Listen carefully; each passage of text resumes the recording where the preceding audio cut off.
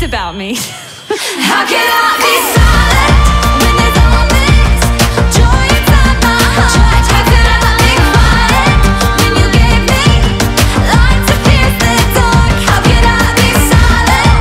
No, I will not be silent. No, even though my sin left crimson, you washed away those stains. The credit you've given is the reason I'll never be the same. How can I be silent? No, I will not be silent. No, how can I be silent? I want that, I want that, I need.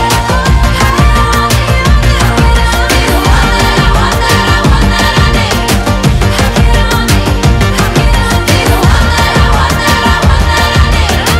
How can I be the one that I want that, I want that, I need? Want to see Star 88 at your event? Invite us at star88.fm. It seemed like the sky was falling, and I never thought that I'd feel safe, afraid of my own thoughts and just looking for a place to run away. I was stained and ashamed of who I'd been, but then you wrapped your arms around me. I am changed. I am changed, and I feel different now. I feel a brand new fire burning inside of me. I am changed. I have been set free. I've been saved somehow. There's a brand new fire burning inside of me. I felt my walls crash down, and I knew that I had been redeemed. All that was dead inside me was gone, and I became who I'm meant to be. I heard your voice calling my name. You were saying, follow me, and your soul will never thirst again. I will never be worthy of what you did, but I will tell everyone around me. I am changed.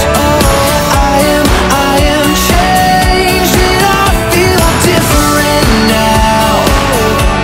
I feel a brand new fire burning inside of me. I am changed. I have been set free. I've been saved somehow. There's a brand new fire burning inside of me. You are the way, you are the truth and the life. You're the only reason I'm alive. So now I'm telling everybody that I was stained and ashamed of who I'd been, but then you wrapped your arms around me. I am changed. I am changed, and I feel different now. I feel a brand new fire burning inside of me. I am changed. I have been set free. I've been saved somehow.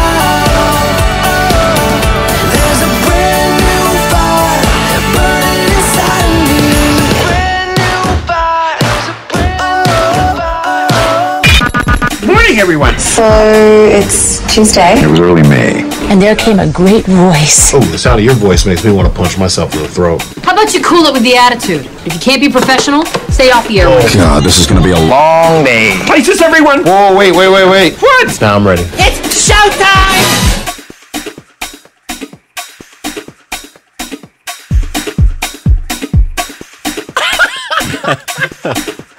Hey! Oh, hey, guys! Oh, hey! Oh, man! Oh, hey, you're right there. Oh, you're right there! Welcome to Tuesday. We're just catching up off air. No bigs. No bigs. prepping for the show this morning. Hey, buddy. Good morning, buddy. How are you? I'm exhausted, my bro. Yes, my bro.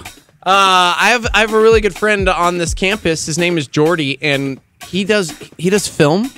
And did you see that weird, creepy thing I did like about a month ago? I was part of this like short film project. I don't know. Anyways, he was doing another one, and so he's like, "Dude, would you like to go downtown and shoot some heroin?" And I was like, "Yeah, man!" Oh my gosh. I'm not even joking. Actually, last night I was working on this movie, and it's like this little short. Yeah. But it's like addiction, and it's gnarly, and we're on the corner of 7th and Gold, and I'm like, "So what am I supposed to do?" And they're like, "We need you to take this needle." Oh, And I'm gosh. like, "Wait, what?" And they're like, "Take this bowl and this spoon and start like doing stuff." And I'm like, "Okay." And then all of a sudden, boo! Shut up, dude. The 5-0? Like the real 5-0? Not the Yes. short film 5-0? Not like the short film 5-0. Oh, no. The real 5-0 shows up, and I'm going, what do I do now? Oh, my Because me and this girl, I Because it just looks met, all sketchy. You're like, we're just like props. up against this wall, They're just like props. with needles and stuff. Oh, my gosh. And the cop's looking at this something else entirely. He was looking at this car like across the street because Right. it's 7th and Central, or 7th and Gold, or where. And I'm sure you everything's guys sketch. probably weren't rocking like a permit or something. You're just shooting No, commando. it's just like we got Yeah. like, but those lights. I mean, Yeah, we're yeah, like yeah, set yeah. up, and a block over is like Better Call Saul is filming. So I'm like, Right. maybe they'll think we're B-roll. Right. Yeah. Quite possibly. So seriously, man, I Wow, posted a dude. photo on my Instagram of Jordy showing the lead actress how to properly inject into the geez. vein as the popo. Boo! It was crazy. I would be super scared. And then it was dude. like, what do I'd we be- do? And then I realized, like, oh, well, this is Coca-Cola and brown sugar. But, I mean, we're all sitting there with, like, what looks like heroin. Yeah. Only me. Yeah. Only me. Wow. Yeah. I would have been super freaked out, dude. I was. I would have been like, first off, I don't even really know how this stuff works. Right. Like, I'm just going off of what I know from Train Spotting. right. Yeah. Oh my Anyways. gosh. Yep. So that was my Wow. Monday night. That was, I can't top that. I can't top that. it was a good Yeah, time. I thought I had a really It was good a good story time. too. No, What? Really? You have a story? No, it's not really a story. It's just Oh. like a recounting a fun experience yesterday. Phone lines are open 505-338-3700. Good morning. Welcome to the show. Good morning, my dudes. How goes it? It goes. What's up? How goes you? Goes well. This is Crucis Mike, and Hey, Crucis I Mike. just want to start off by saying you guys are the bomb. Thank I you. love everything that you're doing. It's fantastic. Brodus, you're a welcome addition. Love you. Hey, thank. Yeah. So yesterday I was listening to the podcast from a couple of weeks back, or a few weeks back, actually, and it was the day after you got in your big car accident. Yeah.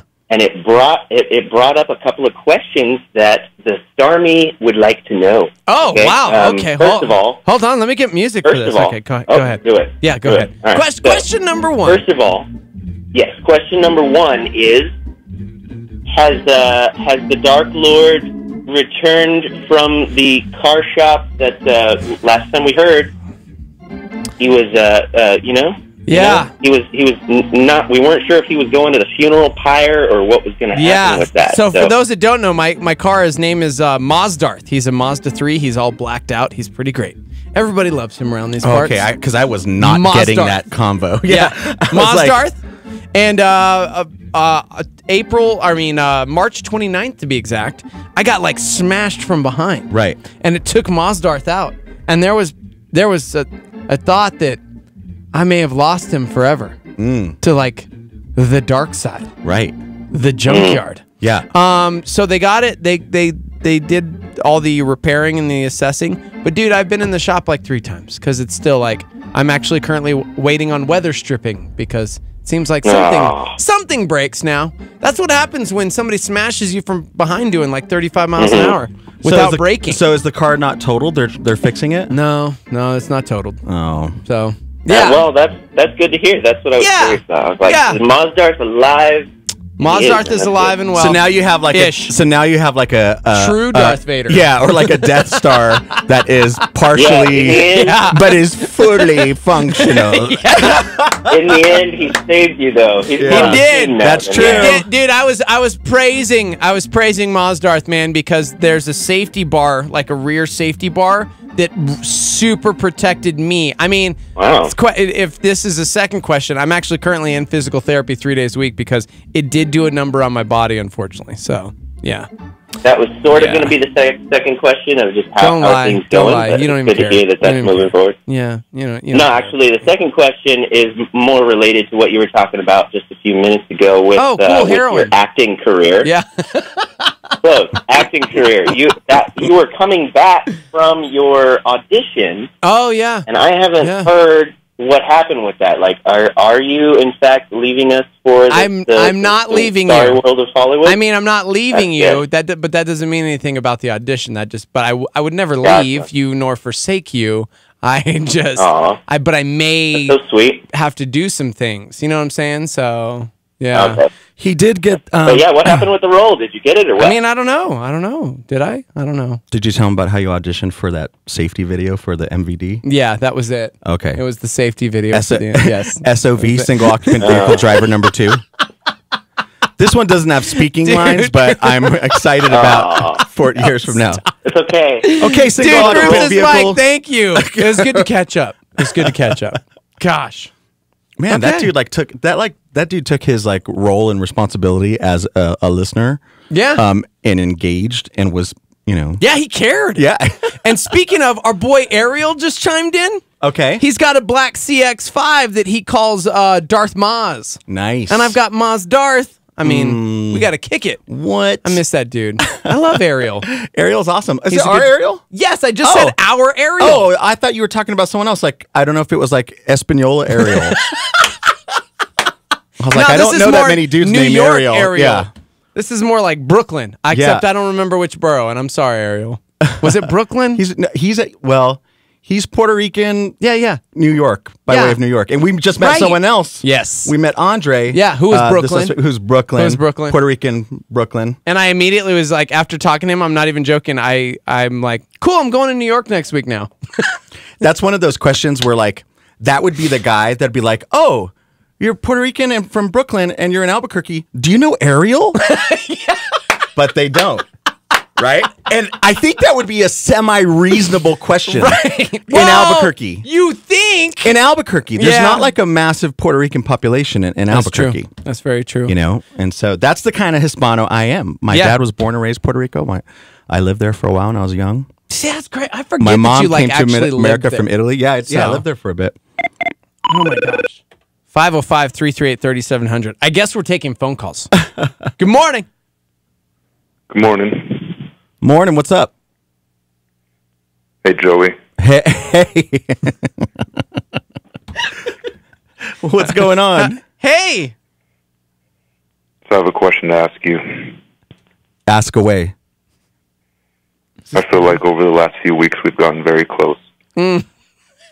I do too, actually. We both I've come to have a appreciate lot in you common. in a lot of ways. We both think I'm hilarious. Yeah. And we both know Steve-O. Yeah. Yeah. Yeah. So, man to man, will you be the godfather of my child? Okay. I don't even need to think about that, buddy. Yes. Oh my gosh. All right. Amazing.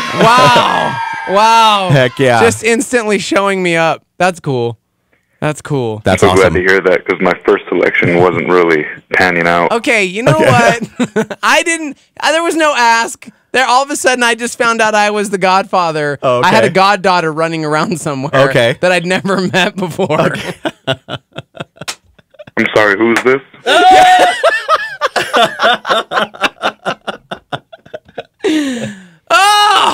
Booty, thanks for All calling. right, I'll email you the details. Appreciate it, dude. I'll take him. Oh my gosh, dude.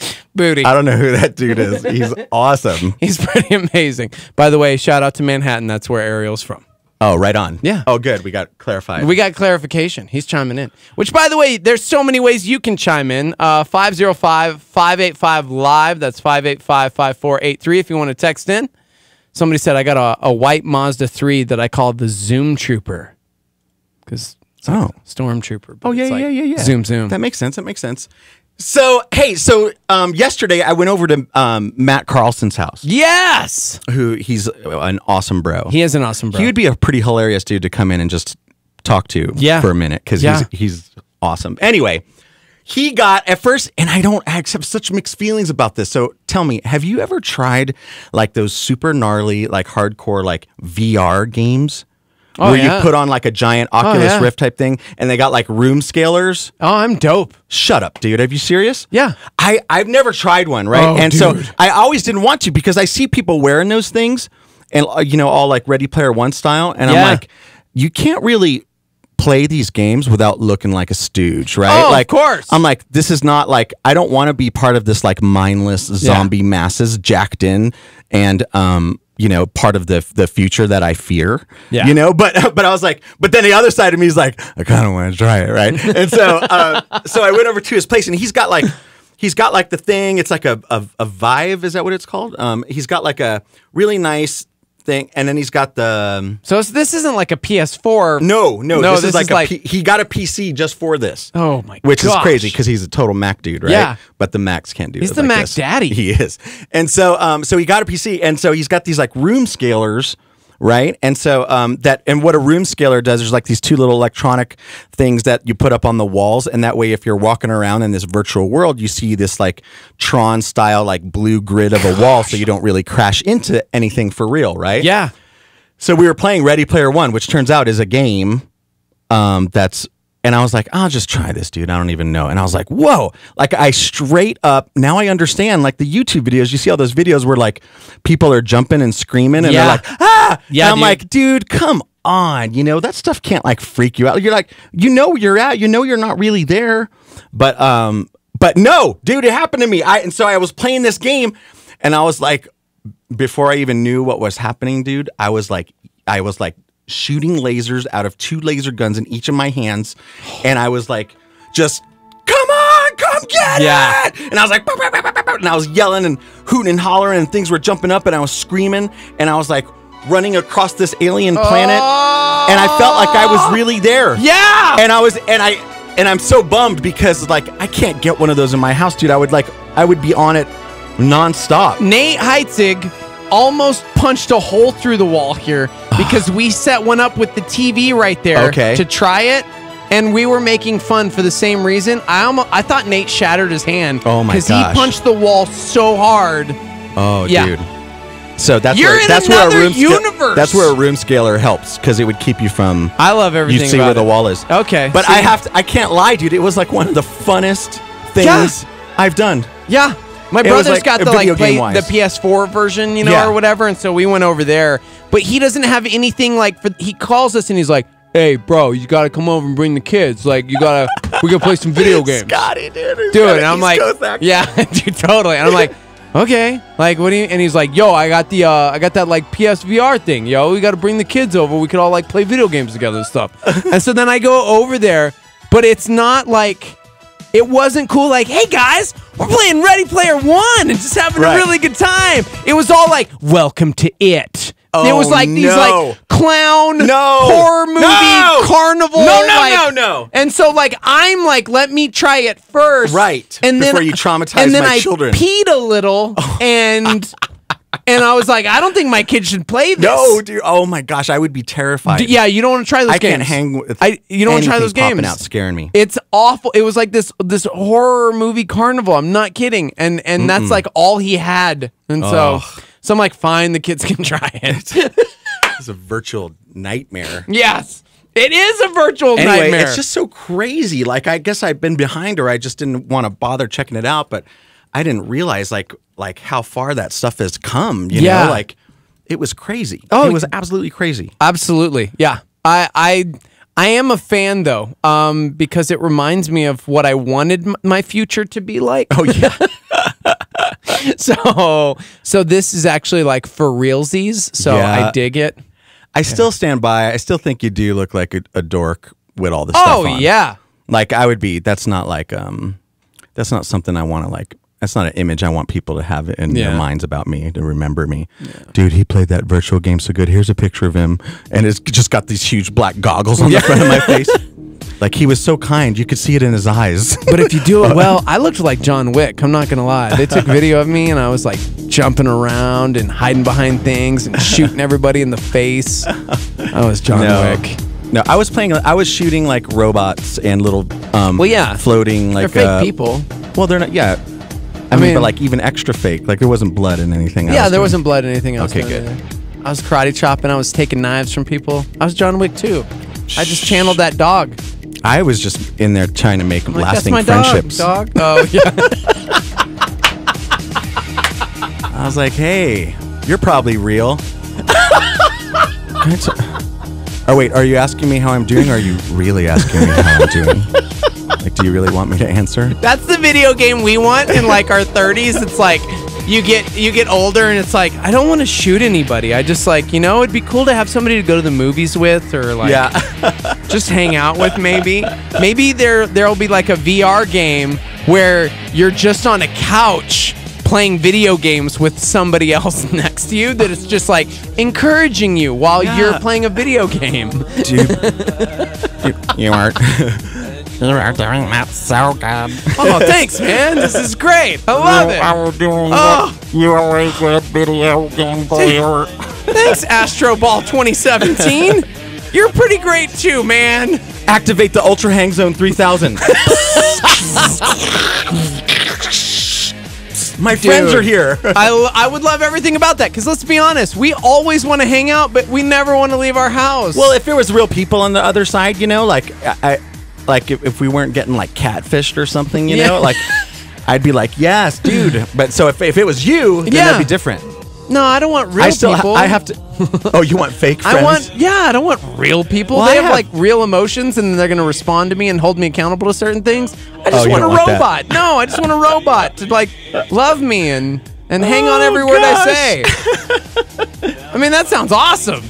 Why don't you? Well, is that why you talk to Siri so much? Come in here. He's like talking to Siri. People are like, VR chat, bro. It's real. Like that's already a thing. Yeah, it's called video conferencing. Yeah. It's been around. Maybe that's why I don't want Skype. It. I'm like, we have to do that already because Boss Man's flying all over the globe. Yeah, and I have plenty of great friends, and I have plenty of fake friends, and so I don't need to pay for fake friends. Yeah. This sounds like VR Sims, they said. Oh yeah, exactly. Like VR Second Life. But I don't But again, I don't want all these real people in it. I want to be the only real person. So maybe we could make the Christian VR game, right?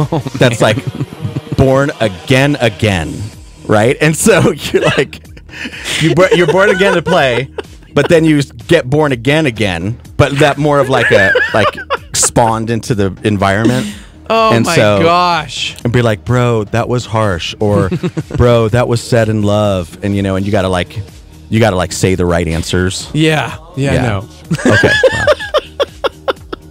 We gotta take a quick break. Dude, we got a big show today. Yeah. I'm pretty stoked. It's Tuesday. We haven't done this in a while, guys. We got a letter. Ooh. If you'd like to submit an email, maybe you're going through something, man. You just want some Starmy opinions. We're here for you. You can send us an email, studio@star88.fm. Coming up, we got a letter titled Avengers or Me. Ooh. Yeah. Also, you've probably heard of these before. It's when you're out with friends in real life. You've got the VR goggles, right, at home. Right. But if you're out and about with friends and you're kicking it and you're grown up, sometimes you can acquire these things called beer goggles.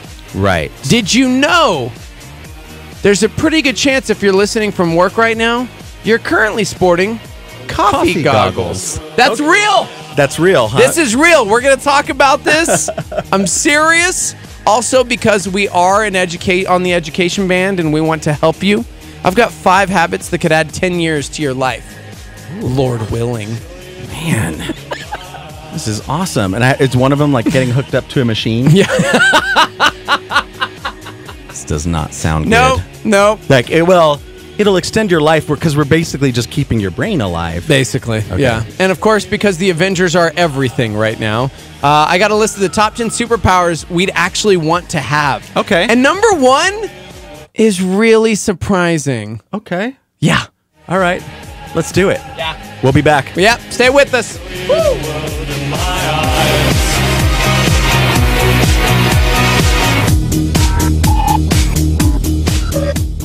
A Star 88 Supernova with Greg Lord. You know, when we're close to God and we hear Jesus is coming back, our heart leaps a little. Yes, I want that. And when you're not walking with the Lord as you ought to, when you hear that Christ could come back at any moment, your heart sinks a little because you're not living as you should. Maybe it could be demonstrated in the way we go to church. Some are anxious, can't wait to get there. I'm going to church. They're there early even, because they don't want to miss the worship, and they want to hear the message, and they want to stay afterwards for the fellowship. Some, church again, didn't we do that last week? And they're late to the service, and they miss most of the worship, and then they leave early, and it's really why. The psalmist said, I was glad when they said unto me, let us go unto the house of the Lord. Were you glad when you were on your way to church? Catch Greg Laurie's teaching show, A New Beginning, on our sister station, KNKT, weekdays at 8:30 a.m. on 107.1 FM. Here's a solar flare from Charles Spurgeon. You said, if I had a little more, I should be very satisfied. You make a mistake. If you're not content with what you have, you would be satisfied if it were double. This is Star 88. I may not wake up feeling flawless, and my emotions can be reckless. Yeah, and I know I ain't perfect, but I glow and say that I'm perfect. You're the only one who saw beyond my skin deep and into my heart completely. You got me cut like a diamond. Ooh, ooh. All of the stars are aligning. Ooh, ooh. My heart it beats like a lion. 'Cause every time you hold me and tell me that you love me, ooh, you got me cut like a diamond. The difference in me is so drastic. From day to night it's automatic. I don't know who I'd be without you. But I glow, it's not a question. You're the only one who saw beyond my skin deep and into my heart completely. You got me cut like a diamond. Ooh, ooh. All of the stars are aligning. Ooh, ooh. My heart it beats like a lion. 'Cause every time you hold me and tell me that you love me, ooh, you got me cut like a diamond. You got me cut like a diamond. You got me cut like a diamond. 'Cause every time you hold me and tell me that you love me, ooh, you got me cut like a diamond. You're the only one who saw beyond my skin deep and into my heart completely. You're the only one who saw beyond my skin deep and into my heart completely. You got me cut like a diamond. Ooh, ooh. All of the stars are aligning. Ooh, ooh. My heart it beats like a lion. 'Cause every time you hold me and tell me that you love me, ooh, you got me cut like a diamond. You got me cut like a diamond. You got me cut like a diamond. 'Cause every time you hold me and tell me that you love me, ooh, you got me cut like a diamond. Andy Stanley examines the life of David in this Star PowerPoint.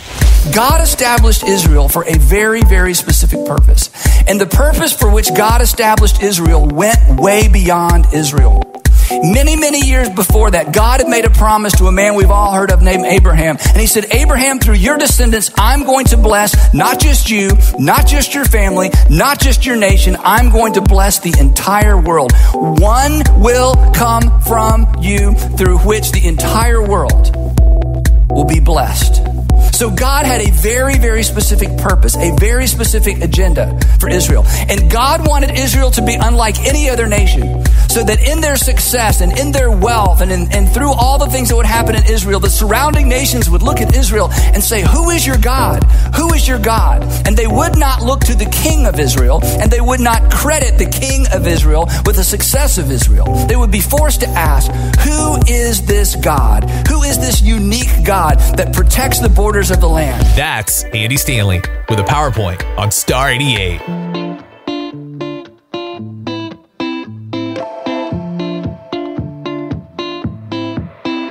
We got nothing in our pockets, not a dollar on the way.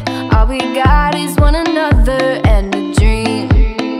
I keep trying to be patient, but we're fighting while we wait. Loving you is so much harder than it seems. I just can't stop. I like you tearing up my heart. Our future's dark, but I just can't stop. No, I'm not right for you. You know you're no good for me. Oh, won't you be a bad, bad company? Because I lied to you, and I know you like hurting me. Oh, won't you be a bad, bad company?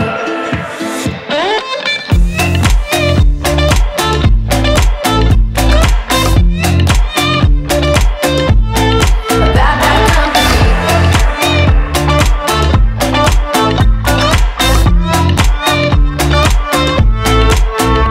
We got heartbreak in the making, and we're drowning in the waves. Keep on drifting, it's the only thing we know. Yeah, my story's always changing, but you wanna play the game. Burn each other, leave a little room for hope. I just can't stop. I like you tearing up my heart. Our future's dark, but I just can't stop. No, I'm not right for you. You know you're no good for me. Oh, won't you be a bad, bad company? Because I lied to you, and I know you like hurting me. Oh, won't you be a bad, bad company?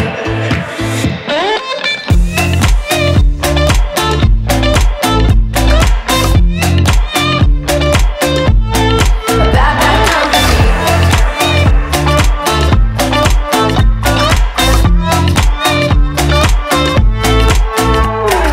Oh, be my bad company.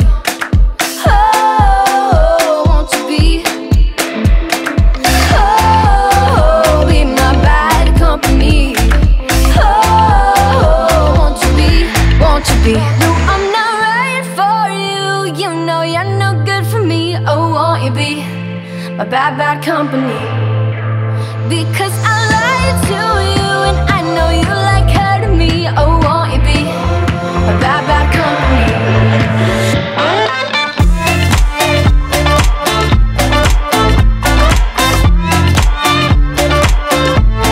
A bad, bad company.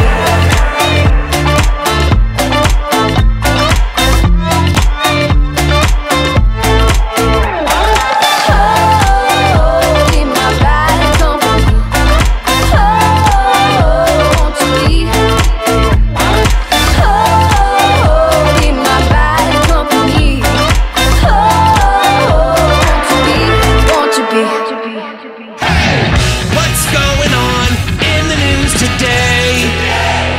Israel's Prime Minister Benjamin Netanyahu says Iran has been lying about its nuclear program. A few weeks ago, in a great intelligence achievement, Israel obtained half a ton of the material. President Trump at the White House. I think, if anything, what's happening today and what's happened over the last little while and what we've learned has really shown that I've been 100% right. He has to decide on whether to pull out of the Iran nuclear deal. The Trump campaign has spent more than $200,000 on legal expenses for Michael Cohen. Many cities and states are now prohibiting job interviews to include the question, how much did you make in your last job? Well, I definitely think it's one less thing to worry about. Pamela Skillings with BigInterview.com says the ban reduces bias in hiring. They'll study a huge glacier in Antarctica that's been shrinking, and if it collapses, it could push up sea levels. The caravan of migrants from Central America camps on the Mexican border. In eastern Afghanistan, a combat operation involved U.S. forces. The Pentagon says one American service member was killed, another wounded.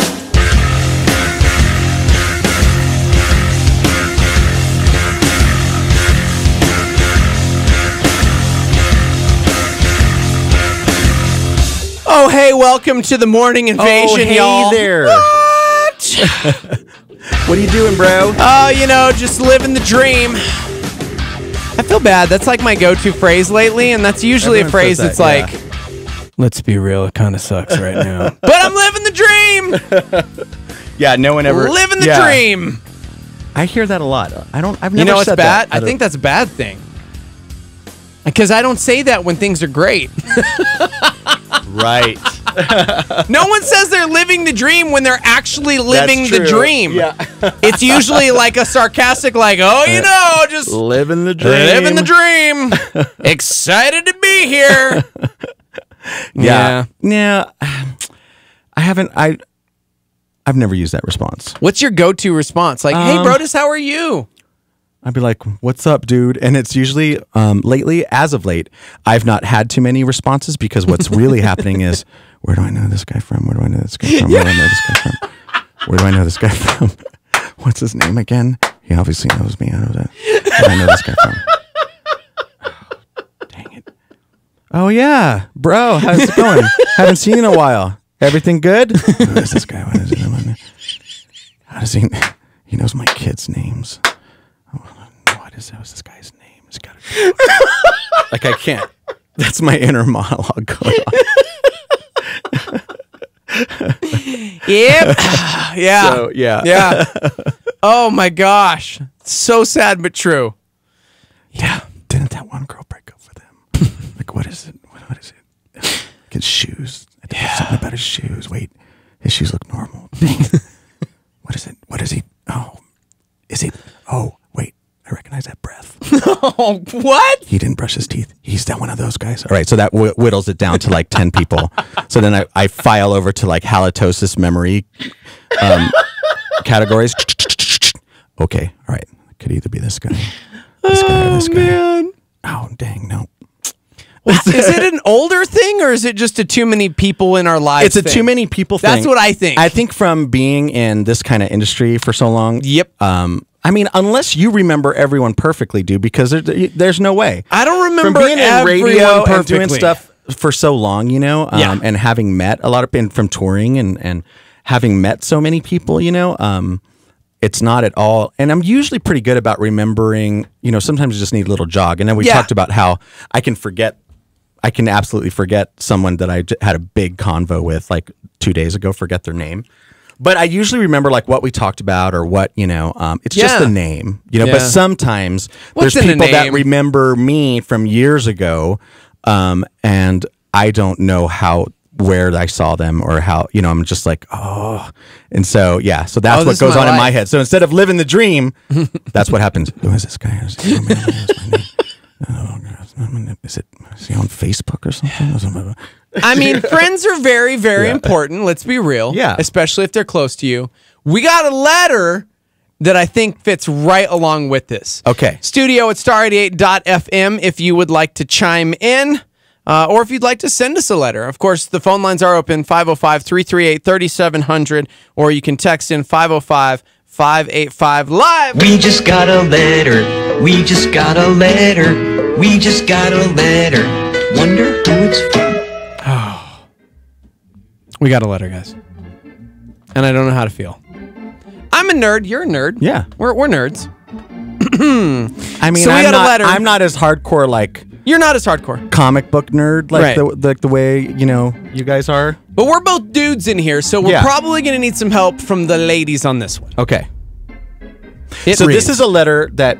So wait, let me just this feature that when you get a letter like this, they're asking for. It's like, usually a Stormy member listeners emails in and goes, "Bro, this So they're happened to me." soliciting like advice. Yes. Okay, gotcha. Okay. Yes. I have not read the letter. Read it. Dear Stormy, and said, "Dear happy." Okay. Okay. yes, Yeah. all right. Hey guys, I've been dating my boyfriend for almost 11 months. We're both 27 years old, and I think what he did to me was the last straw. I put up with him playing video games and him not always acting his age, but on Friday, he knew my mom was recuperating from knee surgery, and we were going to bring them dinner and hang out with my parents. He came over after work Friday all excited and said, I can't go. Because his buddy bought 6 tickets for Avengers Infinity War that night, and he had to see it with his friends. I told him, why can't you go on Saturday or Sunday when we have no plans? He told me... It was the night it came out. It was release night. He told me he didn't want to miss seeing it with his buddies and that he's seen most of these movies with them since he was like 17. Okay. Plus, he has soccer the next morning and he didn't want them to spoil the movie for him. That's totally legit. So he decided to go even though I was mad. It was embarrassing to tell my parents that he canceled on us to see a superhero movie. Well, I went online and found out the spoilers. And not only did I text him the ending when he was headed to the movie theater, I also texted the friends the same thing. Oh, dude. After the movie, he was so mad at me, I haven't talked to him since Friday night. He's trying to turn this around on me when he's the one that blew me off for a movie. My best friend said I should be mad, but her husband said what I did was equally as bad. I don't get that at all. Please tell me that there's no way I'm in the wrong here and he deserved it, and I think I should dump his butt. Love your show. Thank you. Wow. So she texted the spoilers to his friends and him. So not Like, only when that, they like were going. she ruined like their buddy. Like they've been friends way longer than 11 months, dude. Yeah, as their relationship. As the old saying They've goes, seen all the other bros girlfriends before shows. Show Yeah. times. Show times. So they've seen the other girlfriends. Yeah. And they know like, oh yeah, this too could pass, And so how long have they been dating? Oh, 11 months. Okay, 11 months. That's what I'm saying. So if he said like he's 27, Man, he's been but seeing the that's movie like since he was almost 17 with his a buddies. year. Like, and she that's did a- that to that's all a his whoa. buddies. Sorry. His That's like a- super circle of his like, secondary family basically. Yeah. That was a bad move. Bad move on her part, or bad move on his part, or bad move on both? I think his could have been fixed with an apology to like her and her parents, saying, "Hey, I just got this thing, but I think that what she did can't be fixed." Gosh. Phone lines are open 505-338-3700. Let's go out there. Hey, welcome to the show. Oh my gosh. If I were him, I would be fuming. Okay. Like, seriously, I cannot believe that he is still in a relationship with her. No, you know what? She shouldn't dump him. He should dump her. Yeah, that's what I'm saying. What is happening? Her mom had knee surgery and they had plans to go take her dinner and hang out with her parents. That was like an established plan. Yeah, but dude, she's not going anywhere. Her knee's busted. They're not she's married. Yeah. Oh my gosh. Okay, well, she was very irate. And that was a female. Ladies, we need your thoughts. I don't know. Oh man, it's going nuts. Yeah, what does the live line say? 505-585-LIVE. They're saying, he needs to get rid of her. That is horrendous. She was vengeful and mean. Yeah. Those are not qualities you want in a spouse. This is coming from ladies responding. Oh, man. That's Brandy. And then, let's see. There's 2 wrongs don't make it right. She did him wrong regardless of his decision and his friends. But there's so many people that are like, what does it matter? It's just a movie. Oh, spoilers. But first of all, what's she doing with his friends' phone numbers? Whoop, there's a breach in protocol right there, right? Come on, dude. What? What if they're all like, what if they met through the circle of friends? Yeah, I mean, you're assuming a lot there. Just saying. Dude. Just saying. So one of those friends is going to betray. There's a Judas in the friend circle. I can tell right now. Wow. As soon as he breaks up with her, that dude's because when your going man in don't for treat the you like kill. a used to, that's when I kick it like a turbo booster. So one dude's going to be rolling up like, you know what, girl, I would have gone, and so there's going to be some definite fallout from this. See, Patrick on Facebook says if there were plans already made, he should have honored those plans. He totally bailed on his girl, or at least made right, or at least I think, but come on, man. I just feel like it's not like he didn't go down to see his baby delivered or something like that. It's like they were going to take dinner. He would need to take a rain check tonight. They can take dinner another night. He could apologize. But to me, it was a pretty decent reason. Oh, man. What he did was selfish and what she did was malicious, someone says. Thebes says, you, woman, should be single for life. Another person chimed in, Starmie says, oh no, that shows her vindictive side. Creepy, stalker, only my way side. Yeah. Cruz says she's out of line. I'm a female. She's totally out of line. Oh, man. Patrice says, I wouldn't be mad because I was embarrassed to tell my parents. I'd be mad because why would you not get me a ticket? Yeah. As a woman, I say what she did with texting in the spoilers was a little immature, and what's worse, she texted his friends. Yeah. Now she just looks psychotic to him, and especially his friends. That's it true. Doesn't sound like either one of them. As a woman, I say what she did with texting him the spoilers was a little immature, and what's worse, okay, no, that was just kind of a repeat. Phone's going crazy. Everybody's I going missed crazy. It when it happened. Okay, so in the letter, this girl was dating this guy for 11 months, and they're 27 years old. If that gives any her mother indication of their had maturity knee levels. surgery, and they had a plan to go take her some dinner. And he canceled because his buddies got him a ticket to go see the Avengers on opening night, and he's like, these are my friends. I've been seeing the Avenger Marvel movies since I was 17 with them. He's 27 now. Yeah. He's like, this is like a friend thing. I can't go to this. And so she feels super slighted that he canceled on these plans to be with his friends. And so she is writing in asking, what should she do? So then she said she retaliated she dug up all the spoilers and texted them pictures and spoilers to him and his friends before they walked into the movie. Dude, I have another letter now. And so she wants to know if she's validated in that, because she doesn't think that she should have been dissed for the bros. Well, one female is with her. Okay. They said, what a loser. Dump him. It's called pick a later movie and do both, or take dinner earlier. You made plans. That lady is my wife. And that means I'm hosed forever because those are her thoughts. I don't know what to do now, guys. Well, it's like, how can you side with her? There's some logistics involved there. Here's the thing. It's like, I would say it's Avengers. Be a little. It's not that it's Avengers. It's that, like, if 4 other dudes got your ticket, and then you got to talk about them all getting refunds, and then so it's like just be gracious about it this time and just like understand. And I don't mean that like it's Avengers. What I mean by that is like it was opening night. There's no way you could just pick a later movie. That movie sold out for 7 years. True. That's true. And it's opening night. You know he loves that kind of stuff. So I think under the subtext, she wants to see that he thinks she's more important than anything. Yeah. And he, but what maybe she doesn't realize is that if she would have said, oh, you know what, that's totally cool. She's like, you go and have a good time. That's going to make him want to jump out of that movie faster and could possibly even make him say, you know what? I mean, I don't know. You know what, fellas? The Avengers. But what I'm saying is like that would have like bumped up her stock huge. Yeah. You know? Yeah. And he would have been like, you know what? And then she could always pull that card instead. You know, she's like, I'm cool with you when you throw monkey wrench into the plans. See, right? That's what Jessica said on Facebook, facebook.com/star88fm. Wow. I just stroked out. Facebook.com/star88fm.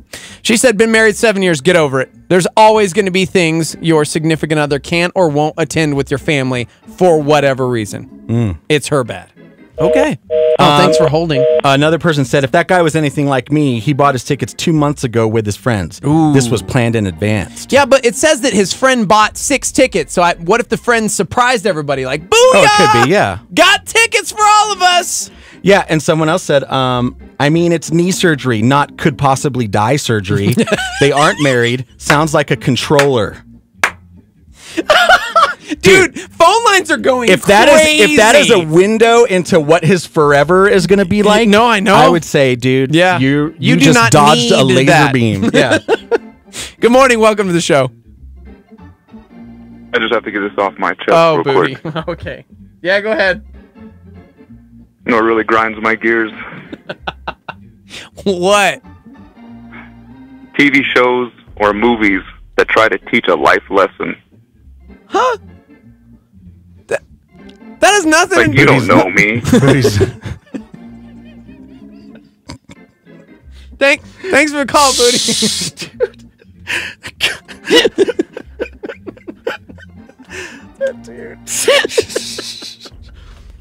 Oh man, they're jammed up, and that's what we got. Oh, good morning. Welcome to the show.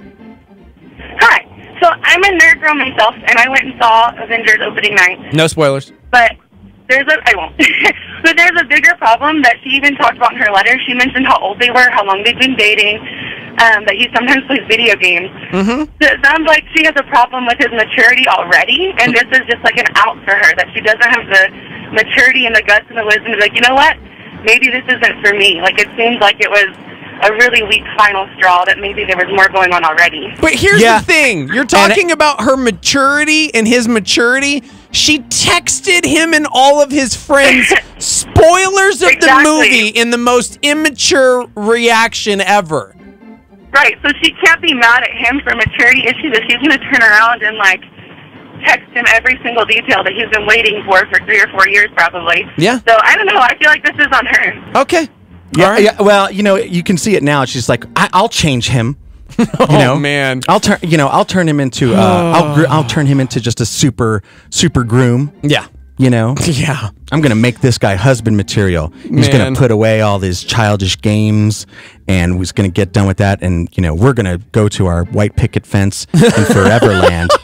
And well, if you live in New Mexico, it's just all cinder block anyway. That's true, So it yeah. doesn't. There's no white picket fences, guys. I'm sorry. I honestly, it's we have someone trying. I honestly think that's hilarious of her.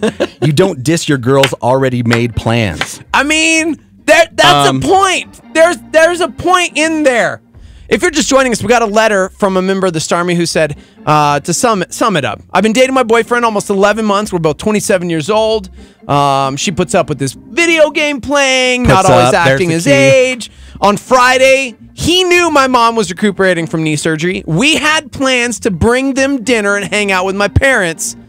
But after work on Friday, he came over all excited, said he couldn't go because one of his friends had bought 6 tickets for Avengers Infinity War, and he had to go see it with them. Had to. They've been watching these movies since they were 17, plus they all play soccer together, and the next morning, he didn't want them to spoil it for him. So even though he knew she was going to be angry, he split and went to the movie with the bros.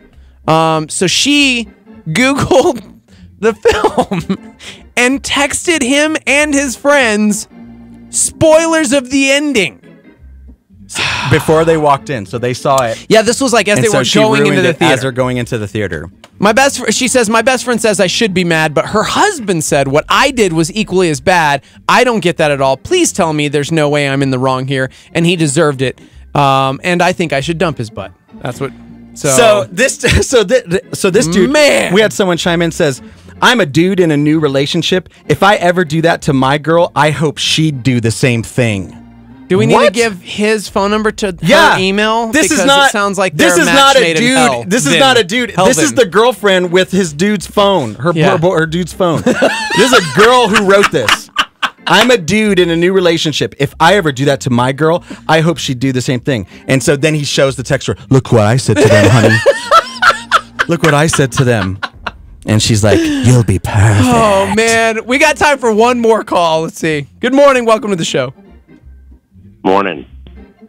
Are you ready for the wisdom to rain down? Oh, my gosh. Why is everyone like a character? What do you mean? That's just his voice. Why does it got to be a character? I'm ready for the wisdom to rain. Will you rain it down like hammers of fire from heaven? Okay, let's go back to what she started with. Okay, it's boyfriend. what's the point? Is this like headed towards marriage, or is it just like my boyfriend? Like he's really good at God of War. You know. Is it supposed to lead somewhere? Because if it is, then big red flag. Yeah. Okay, and hopefully the dad, the husband of the mom who had surgery, is watching all of this, because this is a big red flag. You don't want to, years later look down and go, yeah, we should have known. Yeah. Well, yeah, and all these dudes could very well be the groomsmen in the bridal party, right? And so she basically just told all of his friends that, hey, I'm the crazy one who's going to break up the band. Thanks, so Stever. she totally gave them the preemptive Yoko ammo. Yeah. Yeah. You know? Oh, dude, Patrice says she's thinking marriage, he's thinking Avengers. And that's fine. Yeah. They just got to go their separate ways. I think so. They gots to. It's over. We got to take a break. We are live from the Dreamstyle Remodeling Star 88 Studios. Do not go anywhere. Right back with more. Stay with us.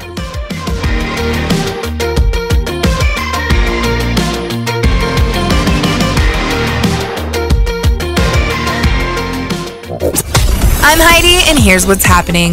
Calvary New Harvest in Los Lunas is hosting a luau dinner May 11th at 6 p.m. This is a free event for women of all ages. There will be a special message entitled Millennials and Technology. Then join Calvary New Harvest for a Mother's Day Appreciation Pancake Breakfast on May 13th after their 9 a.m. and 11 a.m. services. They will be honoring mothers and women of all ages. Special worship provided by the group Two or More. The weather is getting warmer and more things are happening throughout our community. If you know of any free events happening in the near future, maybe something free for your community or maybe something free happening at your church, let us know about it. We'll talk about it on the air and feature it on our website. All you have to do is send us an email to thewire@star88.fm. For more information about events happening in your community and so much more, visit star88.fm. For what's happening, I'm Heidi and this is Star 88. A supernova on Star 88 with David Jeremiah. When Jesus died on the cross, the whole earth became dark at midday. When Egypt was judged, there was a blackness of night. When the Lord came down at Mount Sinai, the mountain was shrouded in black cloud. This is once again what the prophet said would happen at the beginning of the tribulation period. Joel said it this way. Joel the prophet wrote, "And I will show wonders in the heavens and in the earth, blood and fire and pillars of smoke. The sun shall be turned into darkness and the moon into blood before that great and terrible day of the Lord come." Zephaniah the prophet wrote, "That day is a day of wrath, a day of trouble and distress, a day of wasteness and desolation, a day of darkness and gloominess, a day of clouds and thick darkness." Turning Point with David Jeremiah. Don't miss it on our sister station, KNKT, weekdays at 11 a.m. on 107.1 FM.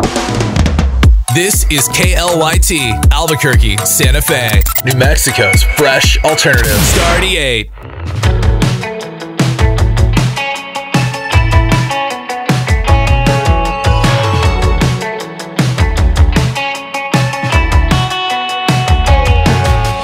Outside polish clean, a good degree, a movie screen commercial, but to my defeat, my mind's a mess, the guilty stress impress you. My philosophy is that the more I give, the more you see. What I do, tell me I'm alright. I'm in a good position to lose it again. The cards are dealt and my hand is in. The push and pull in my own chagrin. I'm alright. I got me feeling like I'm okay. Hope the feeling never goes away. Hate the night and waste the day. The feeling's feeling when it goes away.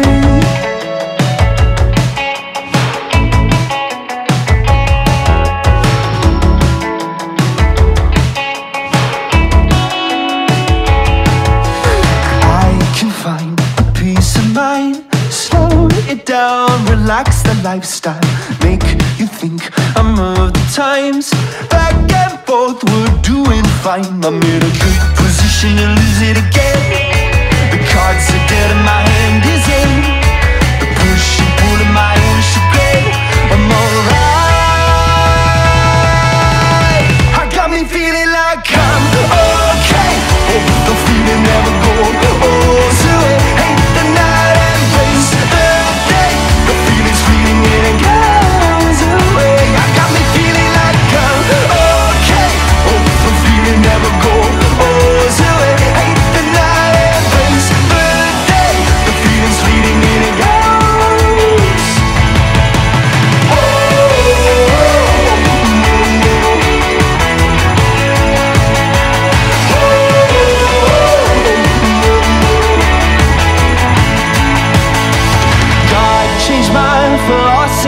my state of mind is in disguise. I'm losing all the honesty, arresting all the life inside.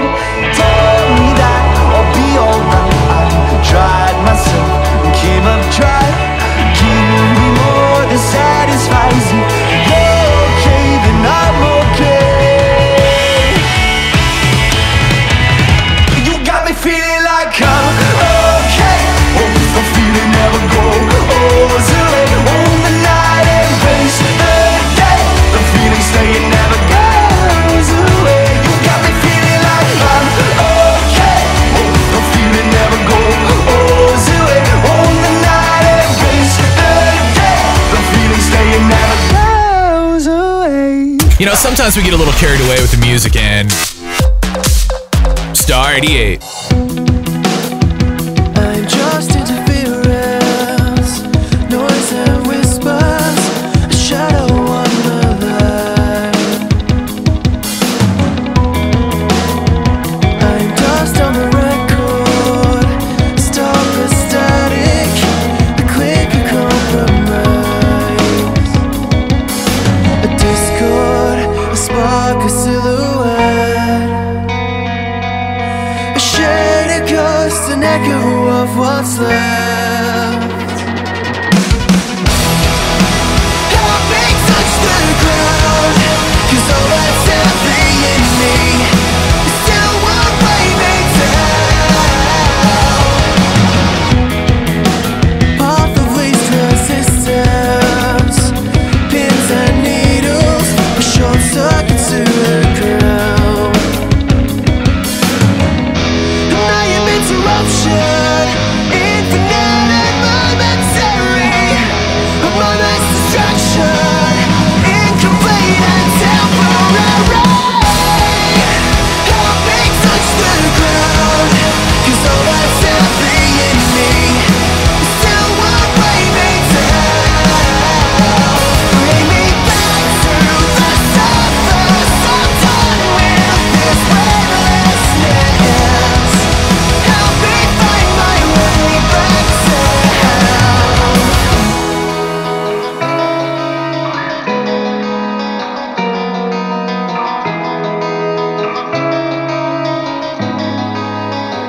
I'm just interference, moments placed inside.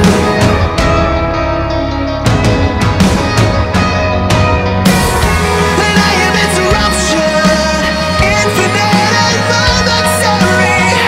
A moment's distraction, incomplete and temporary.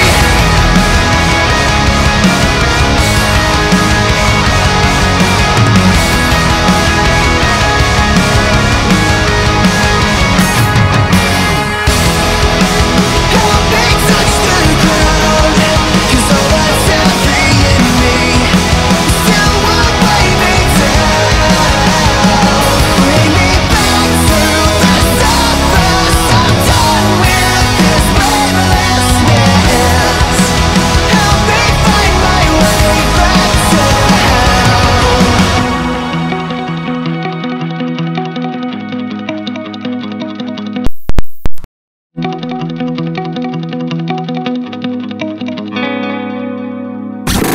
The Morning Invasion. Tears America apart and brings the world to the brink of nuclear apocalypse. On Star 88.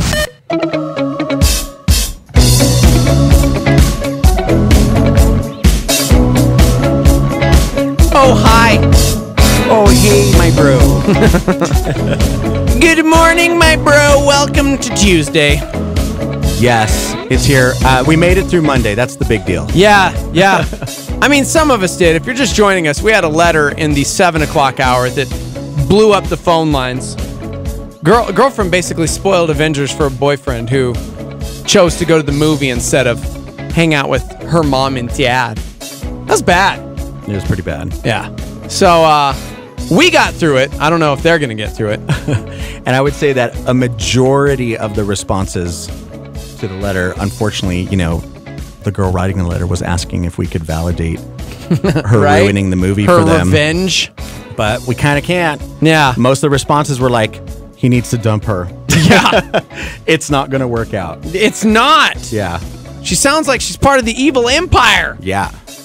So, anyways, speaking of revenge, I have a list here. You know, people say revenge is a dish best served cold. And I found this list and I'm thinking, how many times does this happen to us at work and we don't even know? Because some people can be mean, that's for sure.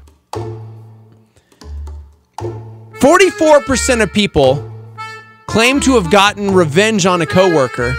And a lot of these coworkers have no idea. So, I mean, like, gotten revenge? Yeah, dude. I mean, you work in a legit, like, 9 to 5-ish job. Yeah. Do you get along with a lot of your coworkers? Yeah. Yeah. It's like everyone's, you know, everyone has... Because we're grown-ups? Yeah. Everyone likes to be there. Have you ever worked with somebody that was hard to work with? Yes. Other than me? Well, no. No. You know, I have. And, but it's not one of those things where it's like, oh, like I've never had a scenario where it's like, I'm gonna get revenge. Like fun revenge. It's always been like, oh, that dude pranked me. I'm getting him back. But it's never been like, he did that on purpose. And I'm gonna like... This is crazy because according to this survey, 44% of people have gotten revenge and not like cute, funny. Yeah. They got revenge on a coworker. Yes. Okay. So if stuff keeps disappearing off your desk at work or you're missing meetings because the emails to you must not have gotten to you or gone through, there's a surprisingly good chance it's not an accident and a coworker does not like you. According to a new survey, 44% of people say they've gotten revenge on a coworker for something they did to them. 44% is a lot of people. I guess I do have some scenarios where I would have liked to have gotten revenge. I would have known who, but I didn't know. So let me tell you this. You'll appreciate this. Okay. So for a while there, I was working in the cubicle parts in the IT section of Prez, right? And so we, you know, you'll pop some headphones on, and I have a really nice pair of headphones, these Beyerdynamics that are like, you know, they're good studio headphones, obviously, because I'm a studio guy. Yeah. And so, and I had them in this like Audio Technica leather headphone bag. So they're booyah headphones, like $200 headphones. Ugh. And so, so one day, you know, I had them in my top drawer of my desk. Yeah. And then one day I came into work and they were gone, and I never saw them again. Wait, are you like? Wait, I'm sorry. Okay, never saw them again for that year. That day. So then 2 years later. Oh my god! 2 years later, I'm just like cruising around with Maggie. We're looking at like we're just cruising the pawn shops, right? Because I'm, you know, maybe find like a cool drum machine. Or, you know, and all of a sudden I see this exact pair of headphones sitting inside a cabinet, and I'm like, who else in Albuquerque would have a pair of these? Yeah. And then I looked, and there was a little green mark from where I accidentally bumped it with a green dry erase marker. Oh. And then they were sitting on top of a black Audio Technica bag, and I was like, these are my headphones. So I wound up having to buy them back for like $75. You never found out who pawned them or whatever? No. But I was like, I mean, that's how much I love the headphones that I bought them back. But so I got them back, but I had to buy them from who they pawned them off. So that now I got proof that. Why didn't you find out who stole I didn't know how that them? works. I should have called Scotty or something. You because should have. I didn't know like what to do. I'm like, you know, like I didn't feel like dragging the law into it. Yeah, but you could just ask. I mean, I don't know. Do they keep a record of that stuff? Of course they do. Oh, see, I don't know. And if it's stolen, then the cops can like confiscate it and you can get it back. Oh, I didn't know that. Yeah. So I bought But I mean, them. you had to have filed like a police report when Yeah, so it'd been like, you know, from a couple years ago, like, what do I do? You know, I mean, I didn't file a police report then. So it's not that, because, you know. You must not have cared about because those there's headphones. a part of me that's thinking like, oh, so I second guess myself. And you know me, I'm like short-term memory guy. Yeah. And so I'm like, well, maybe I just lost them. You know, maybe I didn't really put them in there, you know? Gosh. And so I didn't ever have 100% like someone stole them, you know? It's like, I guess I could have possibly lost them because I'm short, you know, I don't remember anything. And so, but yeah, dude, so I found them there and I wound up buying them back for $75. That's horrible. I mean, at least I got a good deal. Like they didn't know how much they were worth. I will, yeah. But they were my exact headphones. Gosh. So, oh, dude, I was like, what? Honestly, I feel like you got off Easy. Me? Because this list is crazy. Okay, yeah. So anyway, that would be something if I was not a Stole something vengeance from you. belongs to the Lords. Yes. You know, if I wasn't Vengeance that is his, he'll repay if it, I wanted but really to make it you mine, repaid if for I was your like own headphones? worldly dude, I'd be Yeah. like, I'm gonna get this person back. If I would have found out the name.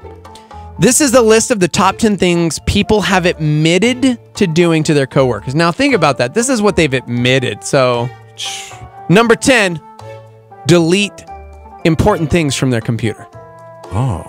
Oh, you got that spreadsheet? Delete! Wow. That involves a little bit of work. Yeah. Nowadays. Oh, dude, just wait. That's number 10, man. Okay. Number 9, used private info from their social media against them. Maybe you left your That's login happened. going on social media. You're starting, you know what? Let's just look through their messages on Facebook. Yeah, or they take it, or you're a personal friends with them, but then you say something on there, and then they make it a deal about you at your work. Gosh. Number 8 to me is stupid. Ate their lunch. But then again, I've never really had anything stolen from the old community refrigerator. So That's happened. I've heard of that I happening. don't understand that. Like that used to happen to Teo all the time when he worked here. People would steal his lunch. Yeah. Are you sure they're stealing it or not throwing it away because they're like, this has been here a week? No, because he was like a meal prepper, so every day he would make his own and come in, and he had to like write notes like, "Hey, please don't steal my lunch." People would just be like, "Oh, they won't mind." Like sweet potatoes and chicken, yeah. So who would be doing that? Like me I don't without know. you? Yeah. like why? I would never want to go into a fridge of a community fridge, heaven Right. forbid, and just trust that. Yes! Just like grab something I don't that, even trust like the potlucks Right. here. Because I'm That- like, who that made somebody that? brought Do they something wash their in? hands? Yeah, I mean, it's not even like maybe if it's in a can or something, but I don't understand the temptation. Like, I don't understand, like, I'm going to look through all this food in here that belong to other people Yeah. that maybe this all partially eaten already, and I'm going to eat it. Ugh. Yeah. Nope. Number 7, tampered with their computer. If you're just joining us, I have a list of the top 10 ways people have admitted they've gotten revenge on a coworker for something they did. 44% of people admit to revenge on a coworker. Number 6, sabotage their work. I feel like goes in line with deleting things from their computer because that's kind of sabotaging. Sure, yeah. Number 5, got them fired. That's number 5. Wow. Number 4, hid the person's things. Maybe somebody just hid your headphones and then finally like maintenance found them a year later and they're like, man, I'm gonna pawn these. Yes, that could happen. Somebody else, I don't understand this one. Number 3 is quit their job in quote an unconventional way. So that probably implies that the person got revenge on a supervisor by quitting their job like Jerry Maguire style. Okay. So, Staging some super embarrassing big walkout. Okay. And this place is bloop, bloop, Yeah. bloop, bloop, bloop, bloop. Or like you do morning radio You're and all all of a sudden sheep. you're just gone. You're all sheep. You're all followers. Just keep marching to the man. Just keep marching to the man. You do what you're told. You do whatever they say. Not this guy. I'm taking control of my own destiny starting right now. We were going to give you a raise today. Starting never. I'm staying. I was just testing you guys, and you passed.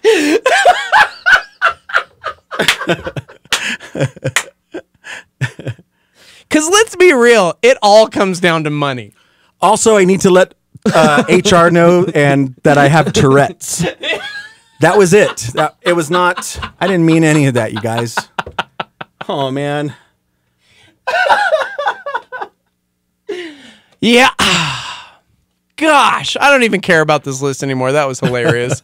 Number 2 is spread a bad rumor about them. And number 1, these seem so petty. Number 1 is make sure that the person got worse tasks to do or fewer tasks. What? I'll show you. Just like the I don't lame, know. the lame, like lame jobs? The lame jobs. Yeah. Welcome to it. That's the number one piece of revenge. Yeah, made sure the person got worse tasks to do or fewer tasks. This is not a good place to work where this is happening. I know. I just don't even know what that would be. Anyways, doesn't even matter. That's your list. That is your list of the top 10 blah, blah, blah, blah, blah. So, dude, real quick, I got something. New Mexico is not exactly known for excellent driving abilities. Ain't that the truth? I saw the story and immediately thought of you, though, and was like, maybe this could catch on somewhere. Okay. You know when you're in traffic and there's that guy next to you that wants to get over, but he's waiting till the very end to merge over, and you're like, you saw the construction a mile and a half down the road. Don't act like you're like, oh, what happened here? I am not somebody letting let you me in. I'm not letting you in. See, I'm the let him in guy. Dude, well, see, so maybe this is the resolve here for me, because I'm usually like, I'll do the one, and then everybody else, I'm like, I already did my one. Yeah, no, that's okay. That is me. That's what I do. And then other people, because if you let somebody in further down the line, and then all of a sudden they get close to the front. Yeah. It's unspoken. Like if there's a line of people, let's say you could potentially have like 3 cars in that jump the line, right? Yeah, yeah. And so I think it goes without saying that like if one person lets him in, that he shouldn't have to let 2 people in. That you go right, and then you take turns, and then the next person will let the other person in. I sadly never get to see encores at like Isleta Amphitheater because I leave when it's like they start coming out for the encore, and I'm like, and it's time to go because. Everybody is terrible at merging and being lovely here in New Mexico.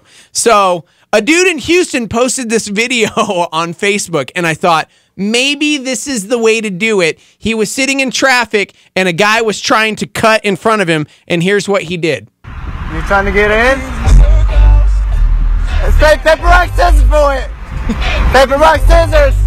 I'll let you in if you win. Come on. So he played paper, rock, scissors with the dude, lost, and decided to let the guy in. That's awesome. And it kind of became a moment in Houston right there while people were like going through the traffic. They're like, all right, you want to merge, dog? Boom, boom, little round of Rochambeau. They're like sticking the hands out doing it so other people saw. Yes. And he started like this paper, rock, scissors traffic merging trend. That is pretty fresh. Yeah, dude. That is really cool. I'm telling you, I want to get stuck in traffic just so I can play paper, rock, scissors. A little bit of Rochambeau. Fixing the traffic flow. Yeah, you know, there's bad driving habits here. Yeah. Like New Mexico is the place where I've seen the most, like, and I've driven all over this country. Yeah. Several times over. And New Mexico is the main place where I've seen where people don't understand that the left lane's the passing lane. Yeah. They cruise slow in the left lane, you know, where you should stay in the right lane and you move over to pass. Yeah. Right? You don't just like, rock it like that. And then have you noticed that there's a lot of people here that don't understand the concept of, hey, if there's not a space for you on the other, you shouldn't drive and stop in the middle of the intersection. Like you stay at your green light spot. If it's moving slow, you're sitting there with a green light, but traffic's stuck, you don't go out, unless you're in that left turning lane, but you don't lead out when you don't have a spot for you on the other side, because if the light changes, you're stuck there and you're potentially, causing a major hazard or something dangerous in traffic. But I see that all the time, dude, where people are just like, I'm going to get the last little bit of this yellow light. And even though the traffic's not moving up front, I'm going to pass this red light. And then they're stuck in the middle. Yeah. It's like, you should not have gone. You wait until you see there's a spot for you and then you go through. Right. So I see that all the time. Drives me bonkers. Dude, somebody chimed in on the live line and said, I ride a motorcycle, so sometimes I'm that guy. I can swing all the way to the front of the line, and it's not like you can block me without basically hitting the barrels. I don't often do it, but if people are intentionally making it harder for me to merge, I'm headed up, bro. Somebody else said you're supposed to wait till the end. It's called the zipper merge, and it helps with the flow of traffic. So you're supposed to get all the way to the front. Don't like merge in the back right away. Oh, okay. I'm like, I get anxiety though. It's like if I know I have to merge in 3.2 miles, I'm in the middle lane already. Like just hating my life. I've seen, road rage is like for real. I don't really like get angry on the road, but I see how it's like a hot button for people. Yeah. You know, so I have a buddy, you know, he does it by himself. You know, Chase is like the nicest. This is dude that worked at Apple with us. Yeah. And he's like the nicest guy, like super polite, soft spoken. Yeah. Man. Yeah. I don't know what happened. Like I was in his car with him a couple times, and all of a sudden, like he just like transformed like in a flash, like just like, and it was like into a complete state of lawlessness. Like it was just like, mother, father. It was just. I was like, what is going on? And then all of a sudden, it'd be like, oh, sorry, dude. Sorry you had to see that. Yeah. Yeah, He's like, because he's the most soft-spoken dude in the world. And it's like, he's so wow. chill. I was like, if traffic can make this dude like lose his stuff. Oh, my gosh. That's crazy. But everybody's I love chiming that in, about man. him, though. Yeah. 505-585-LIVE. Somebody said I drive for a living around Albuquerque, and I will tell you there's some horrifying things that people do while driving. Somebody said, RG, chiming in from Mexico. You guys, you should see the traffic in Juarez. It's insane. I don't know if I get anxiety. Yeah. Like if I'm in the passenger seat, Chrissy's driving, I am that guy that if we have to turn right in 1.7 miles, I'm like, you should really be in the right lane. Right. Oh, no. You should really be in the right lane right now. Could you please get in the right lane? Get in the right lane.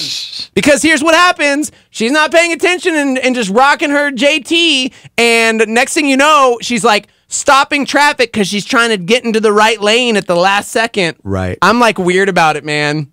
I'm like super conserved driver. Nope.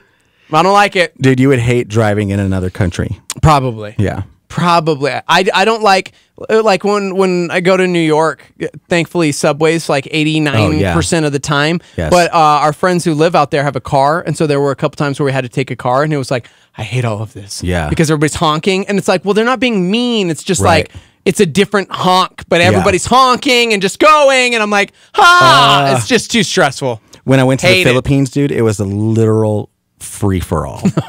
Like the dude, I am not kidding. Like trying to be a safe driver, obeying the rules of the road. If you were an American driver there, you would cause accidents because they are all like it was like cruising through Manila. It was like Beyond Daredevil. Thunderdome. Yeah. It was like Mad Max, stock car fighting, you know, and if you were driving safe, you're gonna hurt people. Like you have to like popping up on curbs, just like you know, it is just crazy. The number one thing, I mean, I'm sure people have different things everywhere. Thebes chiming in saying you guys are complaining about traffic. That's cute. He lives in California, so man, I will say I flew out to LA a few weeks ago and went from LAX to Glendale, and it was like, oh, this is only like a 12-mile ride. Like 2.5 hours later. Man. So I feel you're right, Thebes. You were right. I am wrong. I am sorry. But signals, people. That's what Florencia says on Facebook. And a few people chiming in on the live line. The number one thing. Blinkers, bro. Yeah. Use your people aren't using blinkers. their blinkers. Nobody uses their blinkers here. I don't know. Maybe it's just we weren't trained, guys. We have really wide lanes. Yeah. Like I never forget when my East Coast family came to visit. They're like, the speed limit is 75. Did you see that? You know, they're used to like hitting tollways, right? And like cruising 55, and you have to stop in a little bit to throw 35 cents in, you know, for like every like 5 mile. And so I was like, yeah. And they're like, and the lanes are so wide. Like all this wiggle room, you know. You go to England or something, and not only are they driving on the other side of the road, but like you're like high-fiving has like the width mirrors. of like a little smart car. Yeah. So you're like super close. I'd be like, oh no. Yeah. We're used to like cruising these boats where it's totally okay if it's got a little bit of play in the wheel. Dude. And we got a nice little, if you go off to the side, you know, we got those things, but there's no room for that in Europe. We're supposed to take a break, but I got to be honest. You mentioned the wide lanes, and I need to talk to somebody. I need to talk to somebody. Hey, man. Hey, guy who's parked in the far right lane when there's a green turn signal going, but you're going straight, and you're taking up the entire middle of the lane. Could you just, I don't know, drive in the middle lane and not not take up that lane where people are wanting to turn, because I see that green arrow, and I just know that if I just had a little more room, or maybe if you weren't so insensitive, like the jerk that you are, I could probably have turned right already at this green arrow. But you're just going to sit there. So you're talking about listening to your 311 with your no fear sticker. So you're talking about the dude who being opts, that guy who opts to go straight in the right lane. Yes!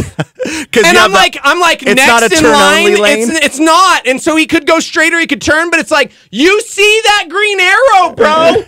You know what? Blinkers on. You see that I need to turn. I honestly, if I find myself that guy and the car behind me's got their blinker on, I will turn right and then make a U-turn because I feel bad. Because I hate that guy. You'd punch your own self in the face? I would punch my own self in the face. I'm trying to get somewhere, man. You're stopped at the green arrow because you're going straight, but you're a jerk. And all you care about is yourself. I'm glad I could do that. I'm really glad I could do that. I feel much better. We had one person a message in saying that last summer their family went to Cozumel, Mexico, and they had to take a cab to the resort. And the cab driver, they told the cab driver they had a baby with them and needed a car seat, and he brought a high chair from a restaurant and a ratchet strap to strap it down in there. Oh my god! Put the baby in there. What? I've gotten pulled over in Mexico, and it was by the cops, and really because they wanted me to give them like $40. I didn't do anything. There was no infraction. It was like, you just do that here. And I was like, so I gave them, I had $40. And I gave that to them. They're like, all right. Buenos dias. So I'd say that you did all right. We're going to take a break. We are live for the Dream Style Remodeling Star 88 Studios. Don't forget, it is Tuesday, so coming up in the 9 o'clock hour, Quality Tam. You don't want to miss it. We'll be back.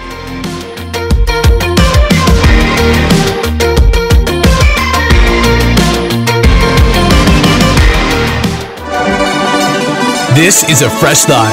Listen up to Levi Lusko. What are our hearts? In a word, our hearts are troubled. Troubled.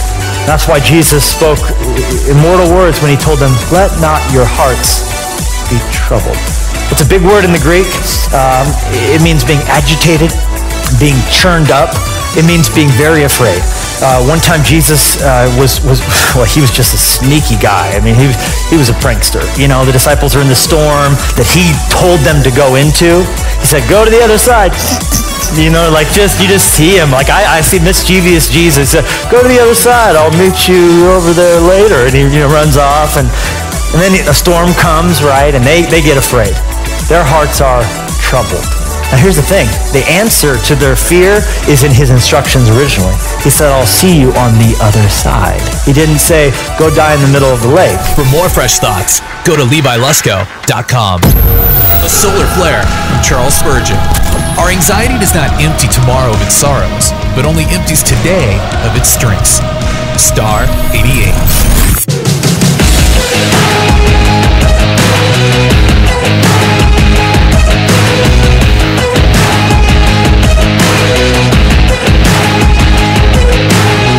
And shackles around our feet, liberated, now we are free, vindicated, but with a price, like a soldier called to fight.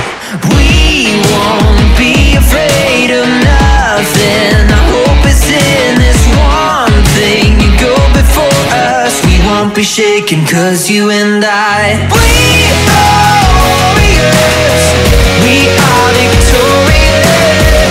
We will fight, we will win.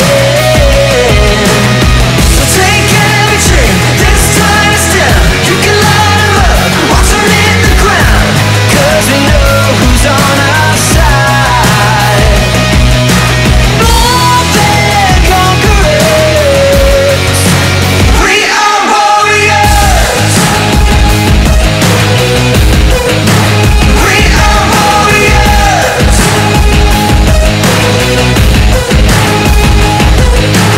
There's no ceiling to our faith, not one giant we won't face. There's no mountain we can't climb, made to conquer, we were born to rise. We won't be afraid of nothing. The hope is in this one thing. You go before us. We won't be shaken, 'cause you and I, we are warriors. We are victorious. We will fight, we will win. So take every chain that's tying us down. You can line them up, watch them hit the ground. 'Cause we know who's on our side. More than conquerors. We are warriors.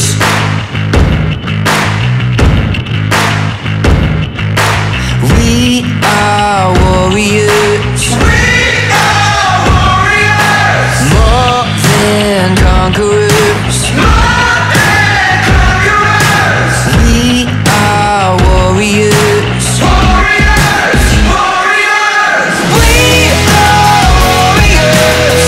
We are victorious. We will fight. We will win. So take every chain that's tying us down. You can line them up, watch them hit the ground. 'Cause we know who's on our side. More than conquerors. We are warriors. We are warriors.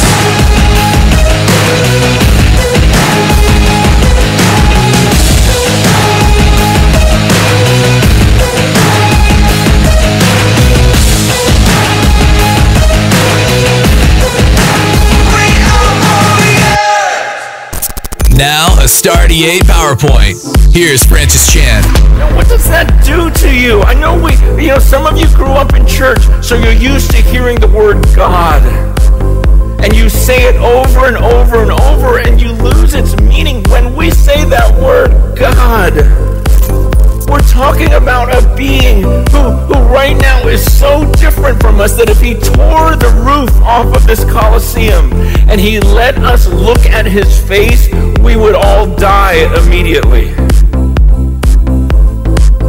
We're talking about a being who's allowing us to live right now and determines whether we make it through this meeting. When we say God, we're talking about a being sitting on his throne in unapproachable light, with lightning and thunder and fire all around his throne, and 100 million angels all saying, "Worthy, worthy are you." That was Francis Chan on Star 88 with a PowerPoint.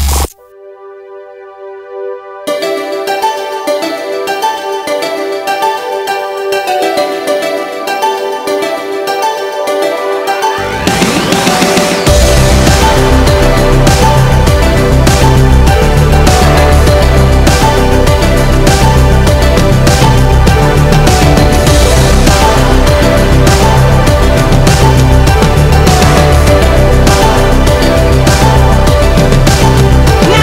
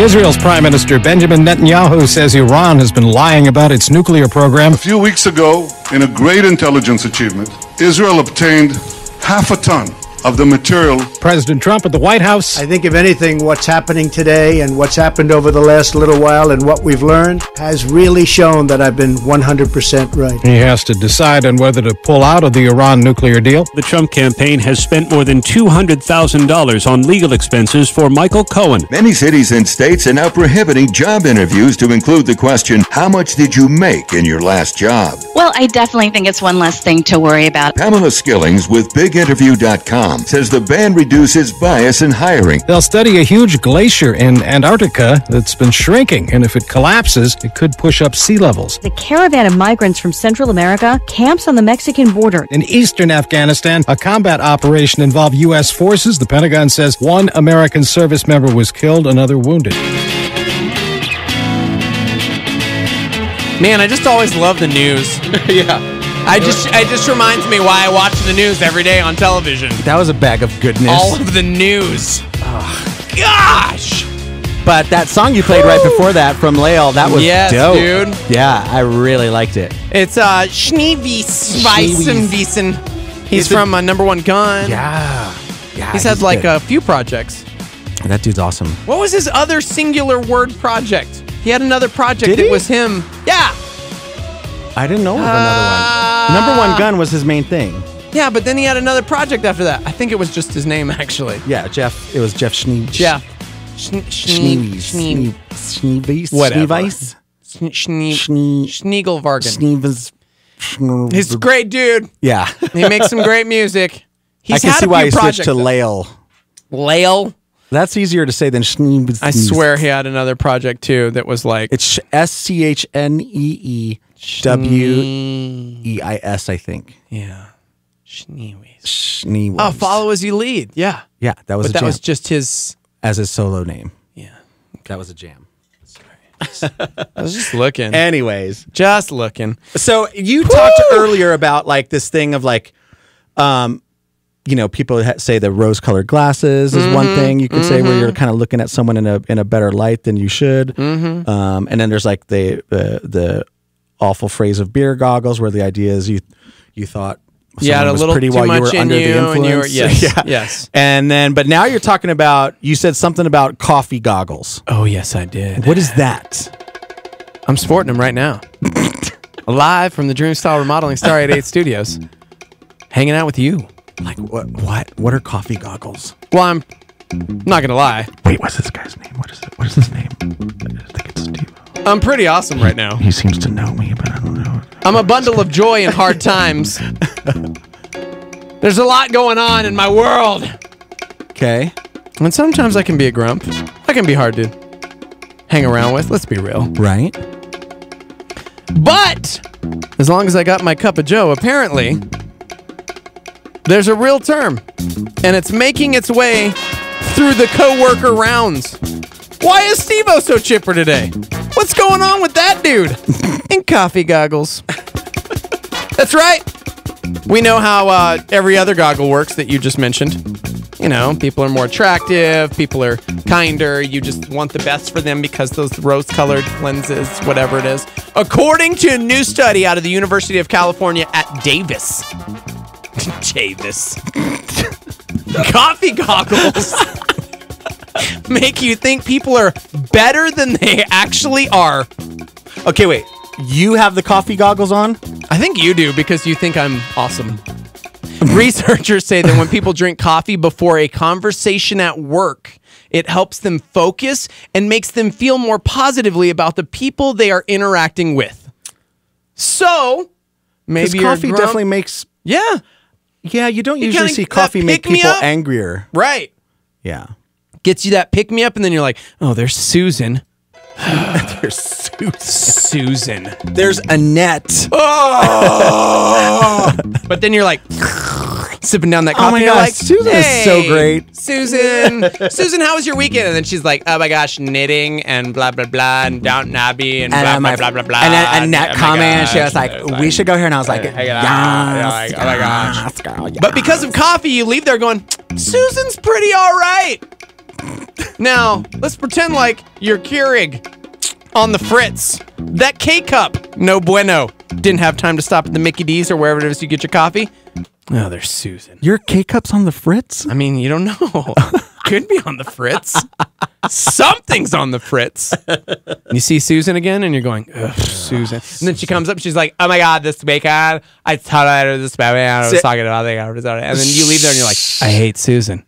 Okay, so you know the coffee's like doing it is doing its thing on you, that you have inadvertent coffee goggle problems when you're like, if she says one more like happy thing, if she says one more like fun thing that she did with her family this weekend, I'm gonna freak out. So is that really a coffee thing, or are we just bad people? Well, we need to get to the bottom of this. I think we are all inherently bad. I mean, Jesus said there are none good. There are none righteous. Did he use? Well, I guess it depends on the translation. I mean, grammatically, did he say it like that? I mean, I guess we won't know. We'll ask him when we get there. Yeah. Along with the dinosaurs and where our parents went. Chris on Facebook says coffee doesn't change how I feel about people, no matter what. I don't know, man. I feel like I'm more chipper, so I can handle situations better. Yeah, like coffee to me, like I used to be a coffee. You're the one I reference you a lot on this, Steve-O, because there was a time where it was like before there was a Starbucks on every corner. It seems like there was a time where like drinking coffee was like really, it was like really moving, right? And it was a thing, and everybody wanted to be this literally because your bowels move. Well, it is a laxative. It's a diuretic. Is technically what that is. Whatever. Yeah. Okay, so whatever, Dr. Man. Okay, so Dr. Man. I didn't have a witty comeback. I'm almost out of coffee. Dr. Man. So I was like, I wanted to feel like I was a coffee guy because I'm going to go get a cappuccino. Yeah. I'm going to go get a latte. A coffee connoisseur. And so I was walking with Steve-O once back in the day, when Three Amigos days, I think. Yeah. And we were going to the coffee shop, and then I got my coffee, and I had it just loaded with cream and sugar. Oh. And Steve goes, hey, dude, you don't like coffee. And I was like, what? I order it all the time. No, bro, you like hot chocolate. Yes. And I was like, oh. Yep. I was like, I'm so busted, dude. Like, so busted. I try to make my coffee taste like a hot chocolate. Like, that's... you don't love coffee. No, I don't but really you like need it. the... I totally drink... So boost. But I don't drink it in the afternoons anymore, really. I don't really do... I just have, like, the functional, like, get me going in the morning one, really. Yeah, I'll have a cup before the show, and then I can't after the morning show because I get like amped up. But I don't know. People are disagreeing and agreeing on Facebook. Facebook.com/star88FM if you want to hang out with us. Chris says it's not the coffee, it's the people. But Thebe says coffee goggles makes me not homicidal, so that's good. So that's I don't know. Good thing.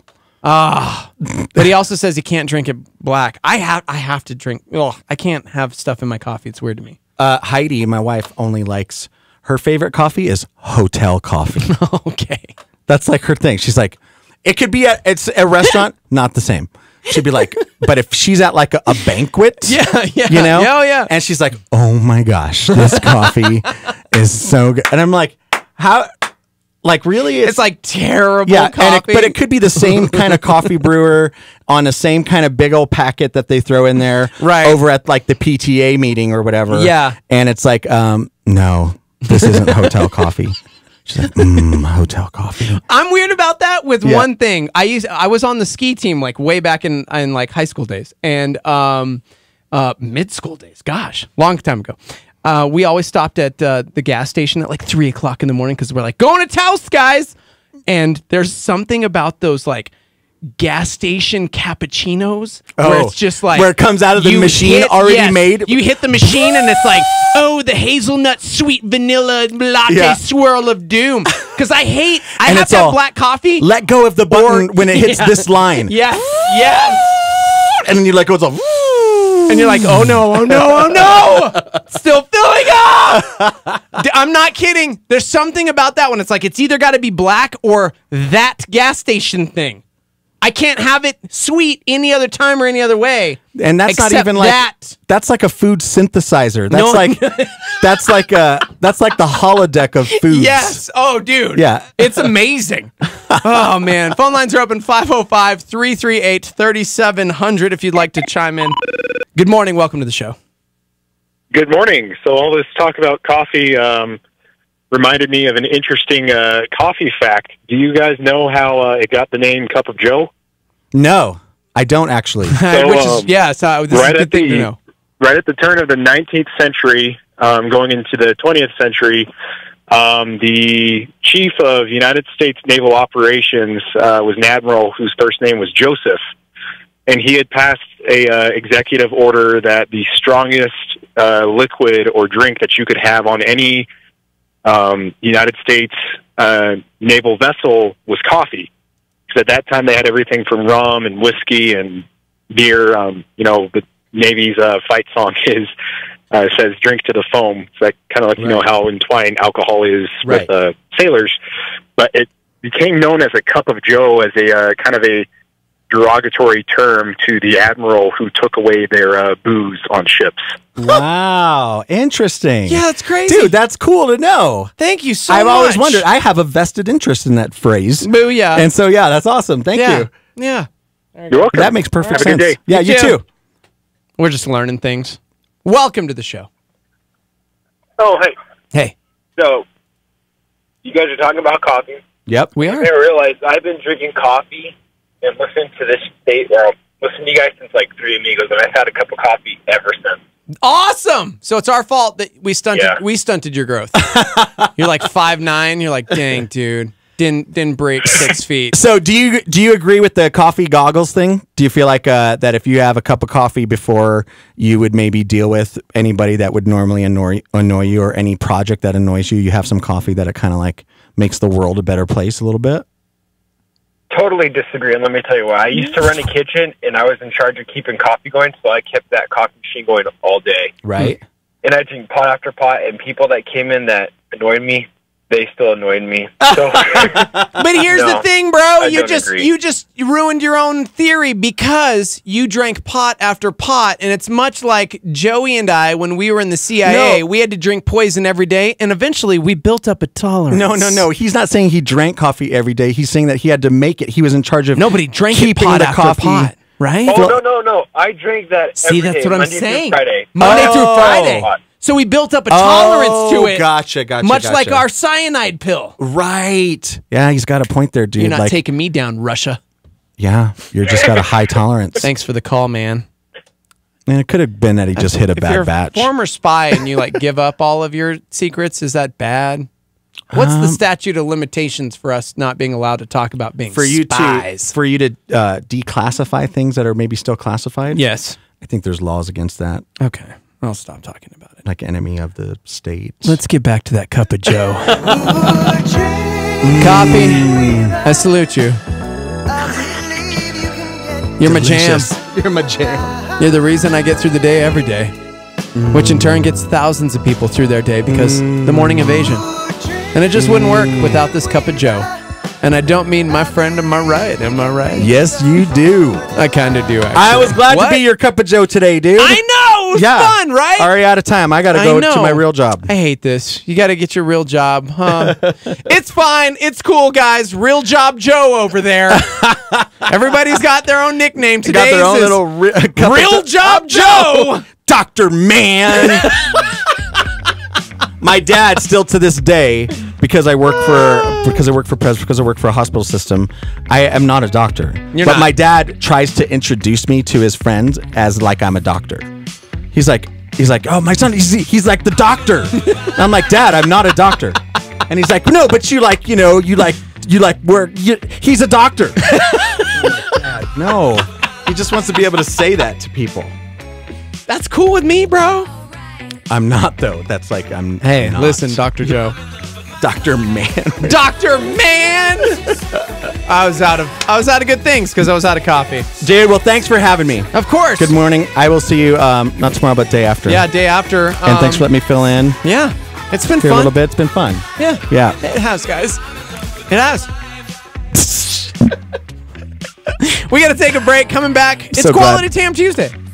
I'm glad our friendship will last longer than this show. They said it was last during the Three Amigos, and we proved them wrong. We're still bros, yeah. We're going to take a quick break. Yeah, Quality Tam Tuesday. On the way back, live from the Dreamstyle Remodeling Star 88 studio. Stay with us.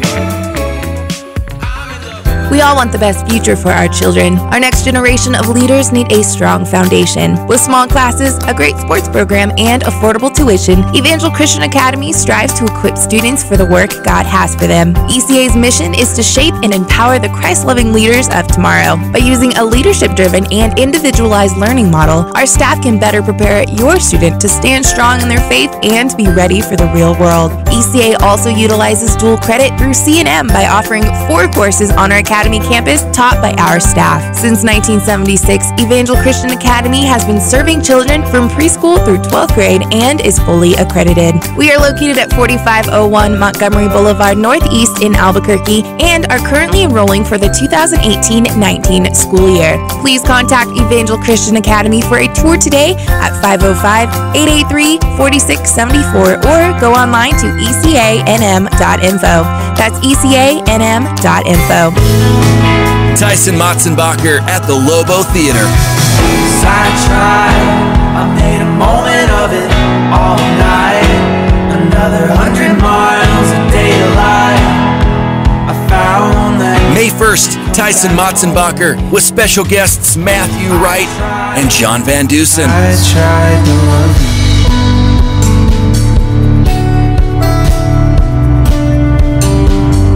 I tried to love you.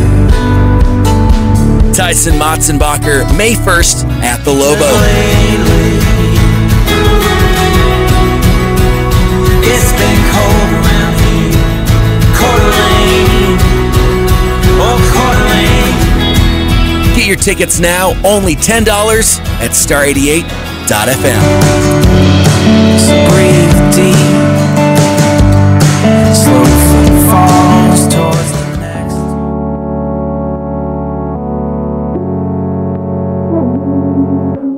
How do you move? How do you move? Why do you owe? Why do you owe? So more than you got, more than you got. So more than you know, more than you know. The moon's right there in front of me. I can see with my mouth. It moves right there inside of you, love and drove me down. The moon's right there in front of me. I can see with my mouth. It moves right there inside of you, love and drove me down. You're the only thing.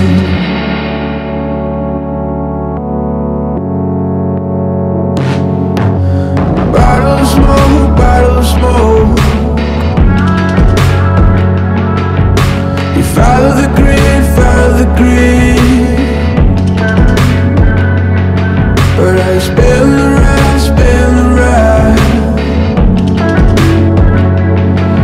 When you spoil the kid, spoil the kid. And I just ride a glimpse of it with my feet on the ground.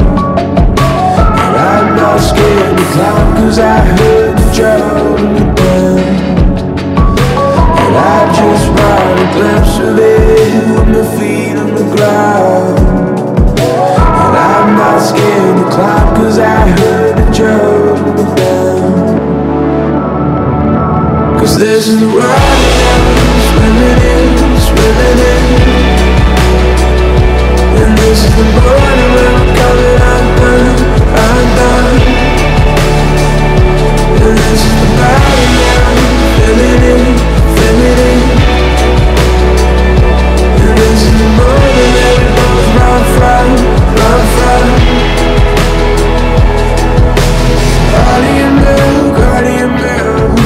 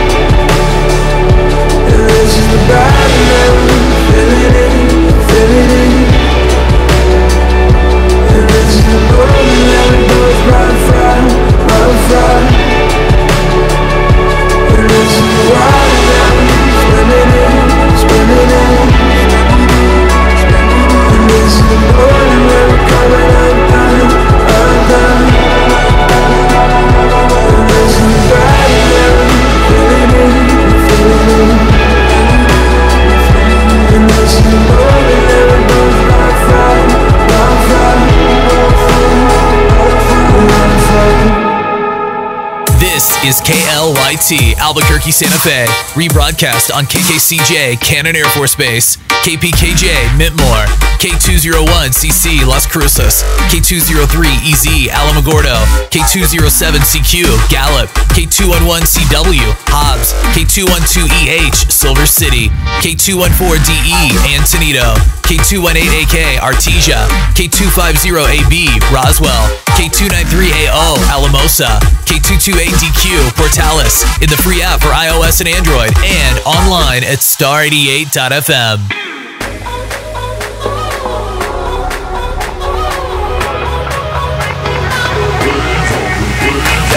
How's it so simple? Faith like a child. I give you an inch and you take me a mile. I feel the wind rush and the thunder roll.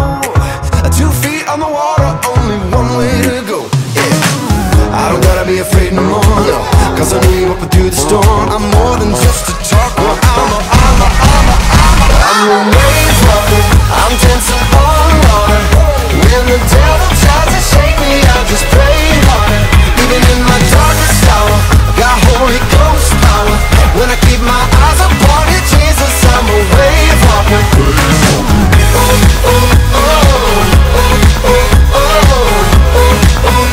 I'm a wave walker, wave walker. Oh, I go over my fears, over my doubt.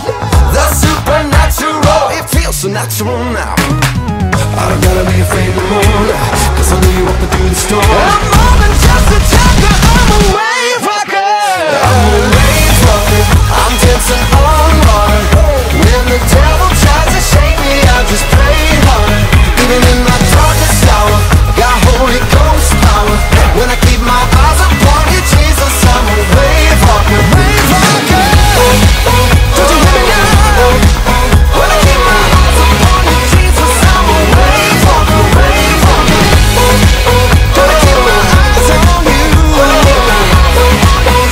I'm a wave walker, wave walker. You will make a way when it feels like there's no way. So I will walk by faith, 'cause you will make a way. You will make a way when it feels like there's no way. So I will walk by faith, 'cause you will make a way. I'm dancing on water. When the devil tries to shake me, I just pray harder.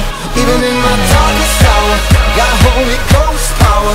When I keep my eyes upon you, Jesus, I'm a wave walker. I'm a wave. Dancing on water. When the devil tries to shake me, I just pray harder. Even in my darkest hour, got Holy Ghost power. When I keep my eyes upon you, Jesus, I'm a wave walker.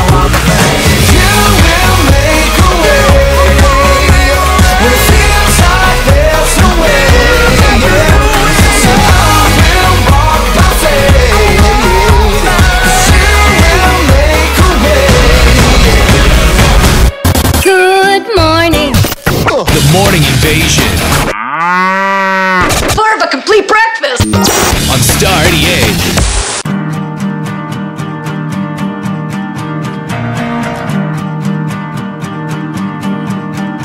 Are you ready? It's almost time. It's the build. Is this where I come in? No, you got to get excited first, and it's like,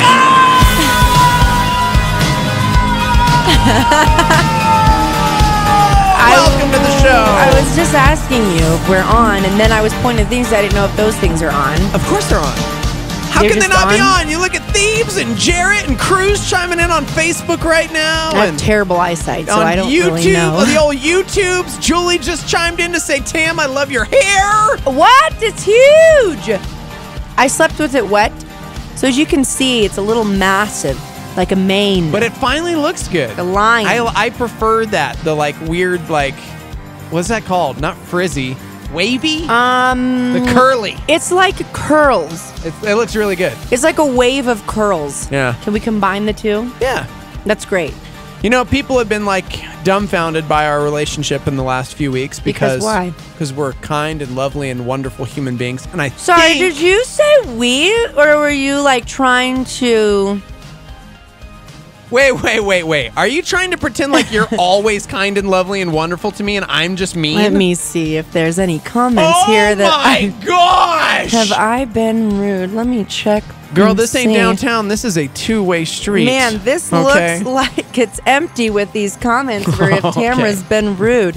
I don't know. Maybe it's broken. Is this thing on? Is this Well, I thing was working? just about to compliment our relationship, but But now I just not want to anymore. fight you. Gosh.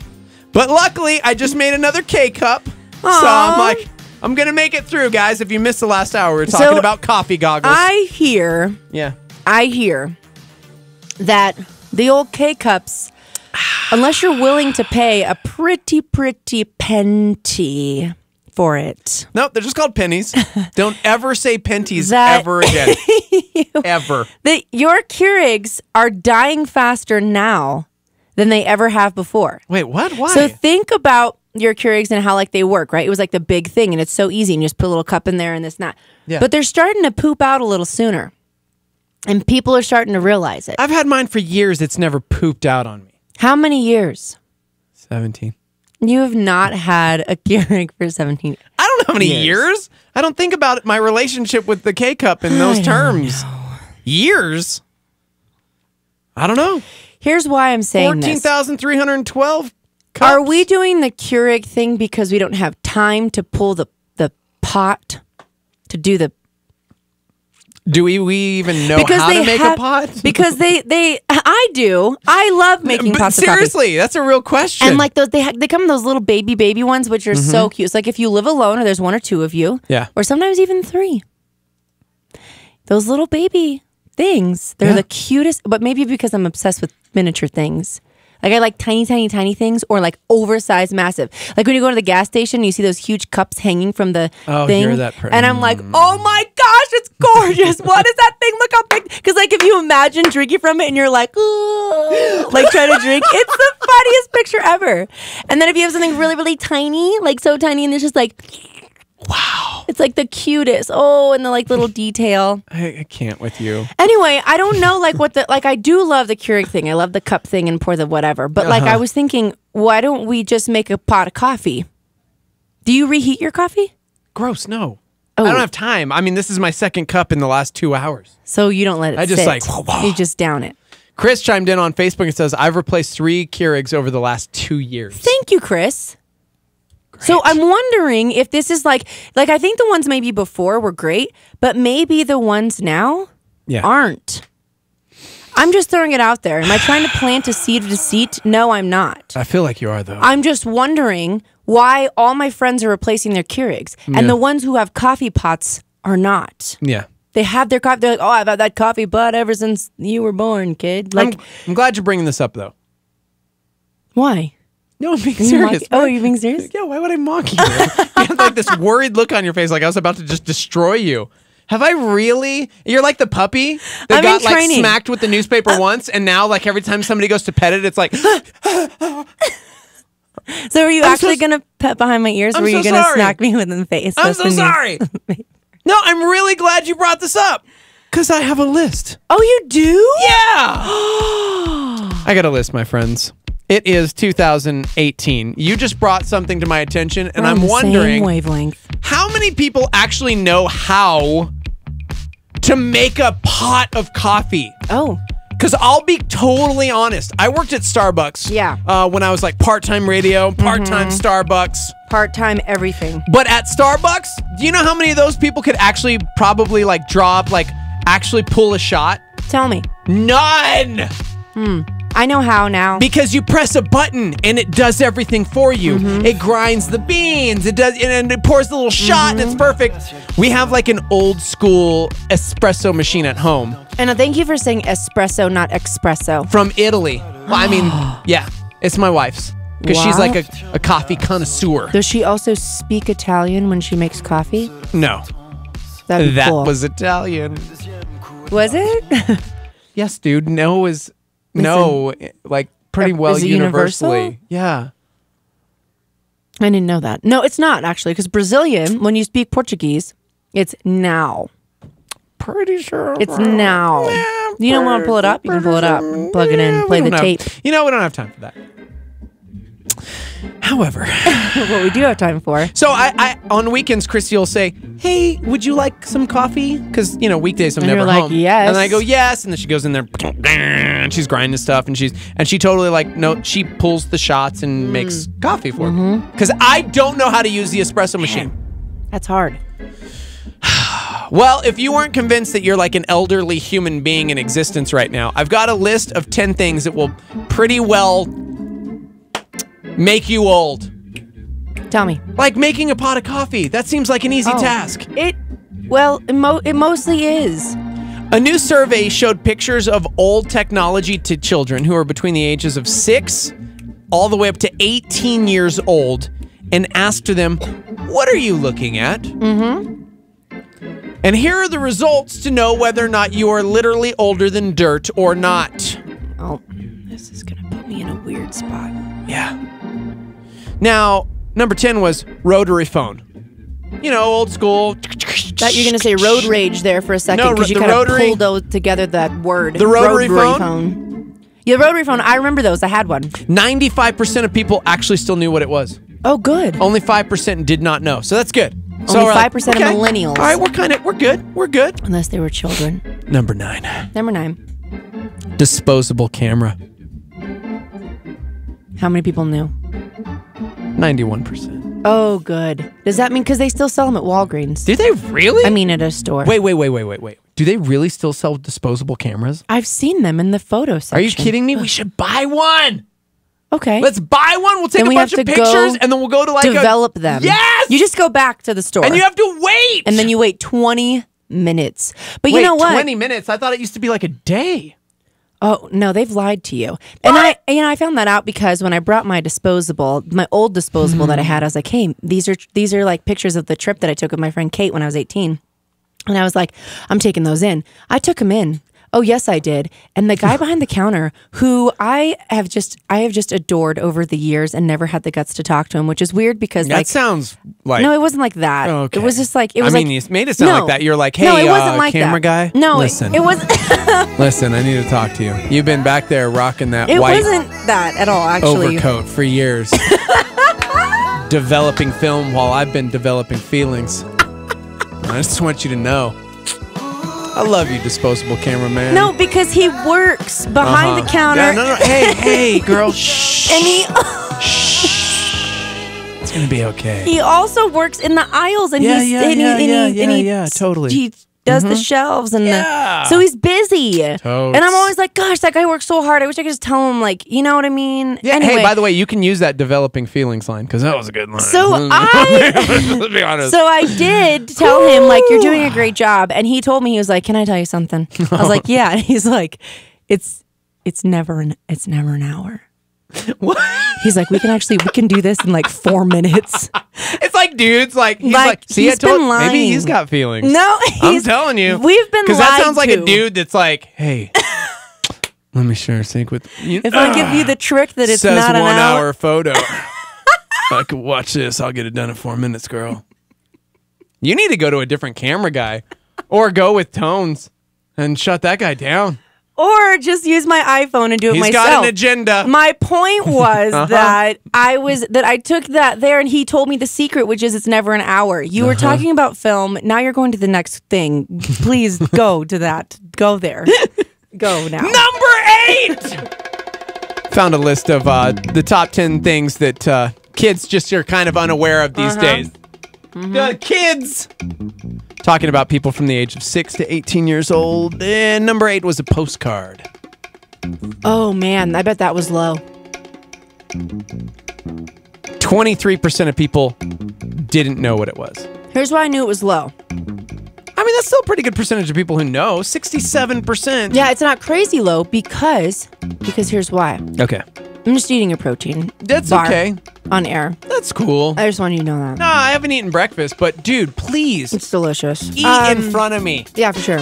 I'm trying to tuck it in the back like a chipmunk so it doesn't come in through the mic. I was wondering, because I know Why you've been it sounded like that? You got like a new Wisdom diet teeth? and working, but it looks like, yeah. I don't have wisdom teeth, oddly enough. Really? No, I don't. That's another story. Yeah, but yeah, so I was thinking, people, Which is always dangerous. which is always a good thing. And no danger. People know what old things are when they're interested in vintage. So, like, you've got millennials who really love, like, the throwback jeans and the throwback whatever for fashion because they're, like, trending right now in the 80s. Okay? So I would assume that the people who do know about this, like the kids that do know about it, are trending in that era. Does that make sense? Wow, I just want to punch you so bad. Forget it. Just move on. What? I'm sorry. I'm sorry. Who? Sorry, I blacked out. What were you saying? Okay. I'm going to go back to eating. I mean, you said you were thinking, and I was like, a reason why that was that percentage. Go ahead. Keep talking. Next. No, go ahead. Go ahead. I'm listening. Next. I'm listening. One eternity later. Unbelievable. Unbelievable. Number 7. Yeah, it was 77%. Sorry, Seth. My math is off this morning. Number 7. Okay, now who's thinking? Record player. Oh, yeah. Yes. My kids know what a record player is because I rock one, and I wanted to show them, like, hey, guys, listen. Technology, it wasn't always like this. No. You had to listen to the songs on the album. Yeah. That new JT, you don't want to skip those songs. No way. Let's listen to Filthy together right now. You can get one, from what I understand, at Ross for like $20. You can't say prices. Sorry. And you can't say places. Can we dump that, or what do we? I'm sorry.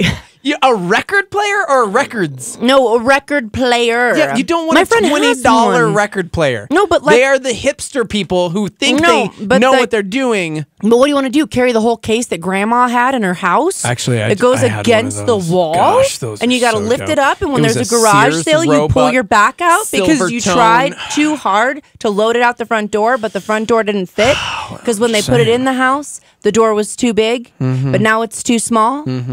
Yeah, what That happened? one you're talking about? Did doors like get smaller after we moved in? Yes, because okay. Yes, they did. I was wondering. They did.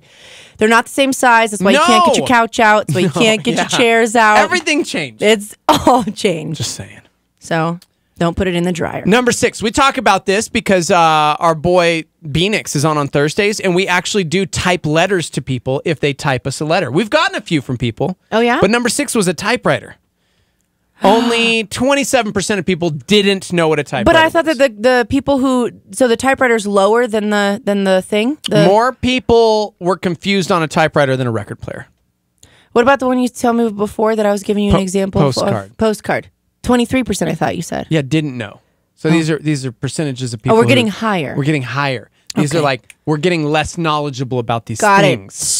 Should I have gone 1 to 10 for you? I don't know. Sometimes I go backwards, Oh, well. Top 5. Number 5 on the list of things that kids ages 6 to 18, they were presented with these things. They had to tell what it was. Okay. And 63% of people could identify with a videotape, a VHS. Really? Yeah. They could identify. Yeah. I think because their parents are like our age. I still have one. Yeah. Wait. You still have a VCR? I have one. It work? It works. And also, I have a lot of VHS tapes at my parents' house because I didn't have the guts to get rid of them. Speaking of not having guts, you've had a little splash of coffee on your nose for like 3 minutes, and it's there like on blackened. purpose. And I'm like, I've wanted to tell you, but I'm like, no, I want to keep it now. I'm trying to be friends. Also, here's the thing. But you're on Facebook and YouTube, and I don't want you to look weird. Here's the thing. You got to drop a coffee on your nose. If Uh-huh. you would have been a real friend, I would have just done this. from the beginning, you would have said, hey, you have a drop of coffee on your nose. But I couldn't tell if it was a drop of coffee. or what? What would it be? Like a patch of hair? No, well, like what would it be? Like a mole? I don't know. Maybe you just It's really that- you developed a freckle. I'm going to post this now. Oh, gosh. I'm going to post it and show I'm and sorry. see what people think. I'm really sorry. So- I'm trying to help you. Oh, it looks like so tiny and Right, you can. cute. Okay. It looks like I have a little dirt Is spot. that- Like I've been is working it? in a minefield. Or was that like a zit that you were covering with? No, it's literally. Oh, you just got it. Oh no! Dang it! Oh, it was my protein powder. Okay, whatever. Either way, Big That's old too bad. piece of black. I on wanted your to take nose, a picture of it like because you it were looked like mining in the fields. I look I'm like just- Mary Poppins. Okay. Can we move on? I took the pic. Okay. Yeah, even though there's nothing there. Moving on. Okay, moving on. Top 4. I'm gonna fly through these because man alive, I've had coffee and I'm bored. Hey, what's the live line number? 505-585-LIVE. That's 505-585-5483 if you'd like to text into the show. People are chiming in left and right, by the way. Somebody said, I was gonna say, clearly they're not a bored. working VCR. Somebody said, remember the old VHS camcorders that you had to hold on your shoulder like you worked for Channel 6 News? I do remember those. I just said on air, call me. 505-585-5483. Let's see who calls. No, you said the live line.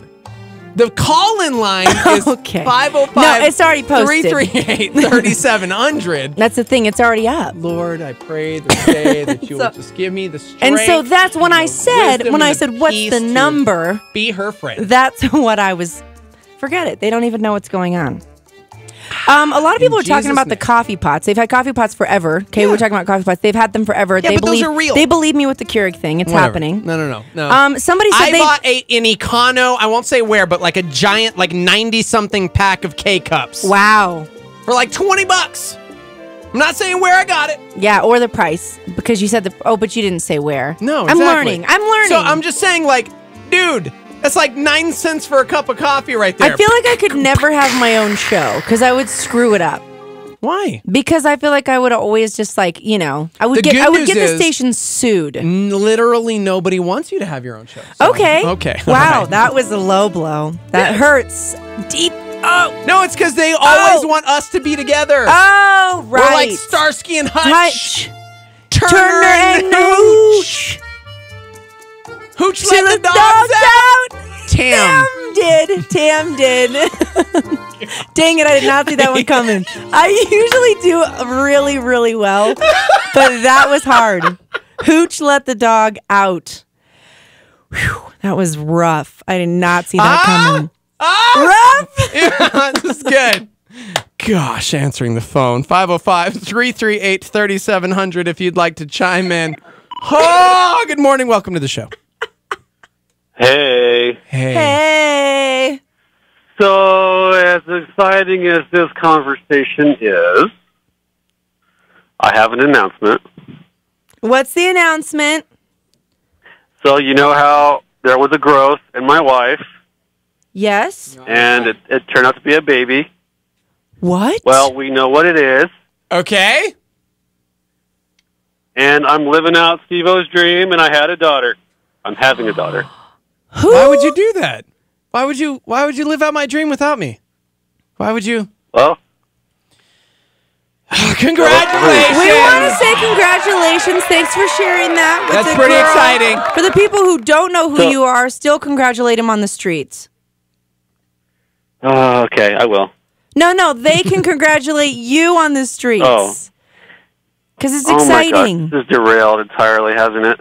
I mean, you did kind of call to tell us about. And speaking of, we're talking about how kids don't know technology and things like they don't know what a videotape is, they don't know what a cassette is. Would you mind telling us like how that happened?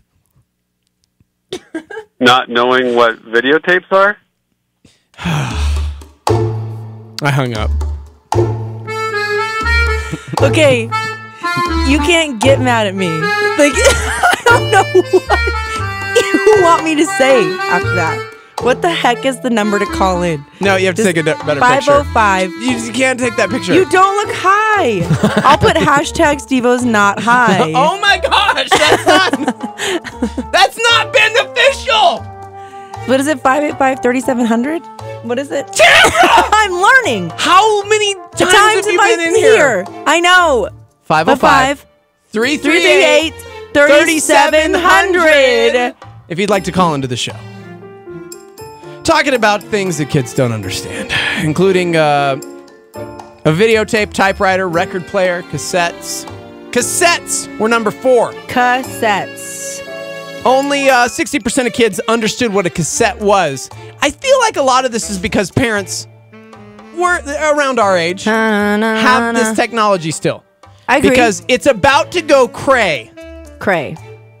Whereas only 40% of kids didn't know what a cassette tape is, 67% of kids had no idea what a floppy disk was. Okay, well, here's the thing. Okay. You don't always have to like worry about this because here's what would solve all of this. Why don't you go play outside? Okay. We could do that. And then we wouldn't have this big of an issue. No, I know it's not an issue. It's okay, just I'm the just technology's because outdated. It is outdated, but it's always going to be Can outdated. I like finish my list? You have a phone, and then what? Oh, there's an upgrade. Oh, of course there is, because I Right. just spent $900 on this phone. Why did but this one's only $950, or just spent. You know, it's the same thing. It's always going to be I'm outdated. still sporting It's my always old going to phone. be outdated. My phone's crazy outdated. Please finish the list. Okay, thank you. Number 2, you're a worship person, so you probably understand this pretty well. Okay. Like, okay. let's be real. The overhead projector. Oh. Do you remember back in the day? Can we do this? Can we do this just one Sunday for worship? Can we just have a dude in the middle of the stage with an overhead projector with those dumb slides? Do you remember that? I it was used like to run projecting those. on the wall, and you're like trying to be hidden, and then you're looking, you're like, oh crap, and then you're like, you're pulling off the wrong one. It's I'll fly away, oh glory. Where's the other one? Who put Lori? Who put Lori in glory? I hated that because, Dude. and I also remember too, like I used to love. I'd be like, can I please write the slides this week? Oh. Because I really wanted to write them with the erase marker. Maranatha. I thought that was the coolest thing ever. Was to like write them with the dry erase. Yeah. And then write the words and see how straight I could write them. But I have terrible handwriting. I always have had terrible handwriting. Dude. That's also why I think there were only 7 worship songs in existence when we were children, because there was the person running the slides. It was like, my Jesus. You always go to this one. My Savior. They didn't change the slide. What is the next line? All of my days. There we go. All right. I want Sliding to up, praise slowly sliding up. the wonders of your mighty love. You're right. You always You're hear right. the second half of the verses That's and the kind of second what half of the happened chorus. this morning, oddly enough. So Ryan and I, we're leading this morning, right? And so he couldn't see the iPad because now we have iPads and we have all these things that we can use, right? But he couldn't see the iPad because it was really small. So I moved it over to him and I told him, I was like, no, I'll be fine because I can just hear you. I didn't know this. Yeah, no, it's cool. Hold on, stand by. Shout to the Lord, all the earth, and sing. You're the worst. I'm trying to This praise is my name, to my Savior. your name. I'm trying to praise That's His right. name. I think am you were shouting right to on the the first Lord, one. and you are interrupting me. It's a Stand by. Freudian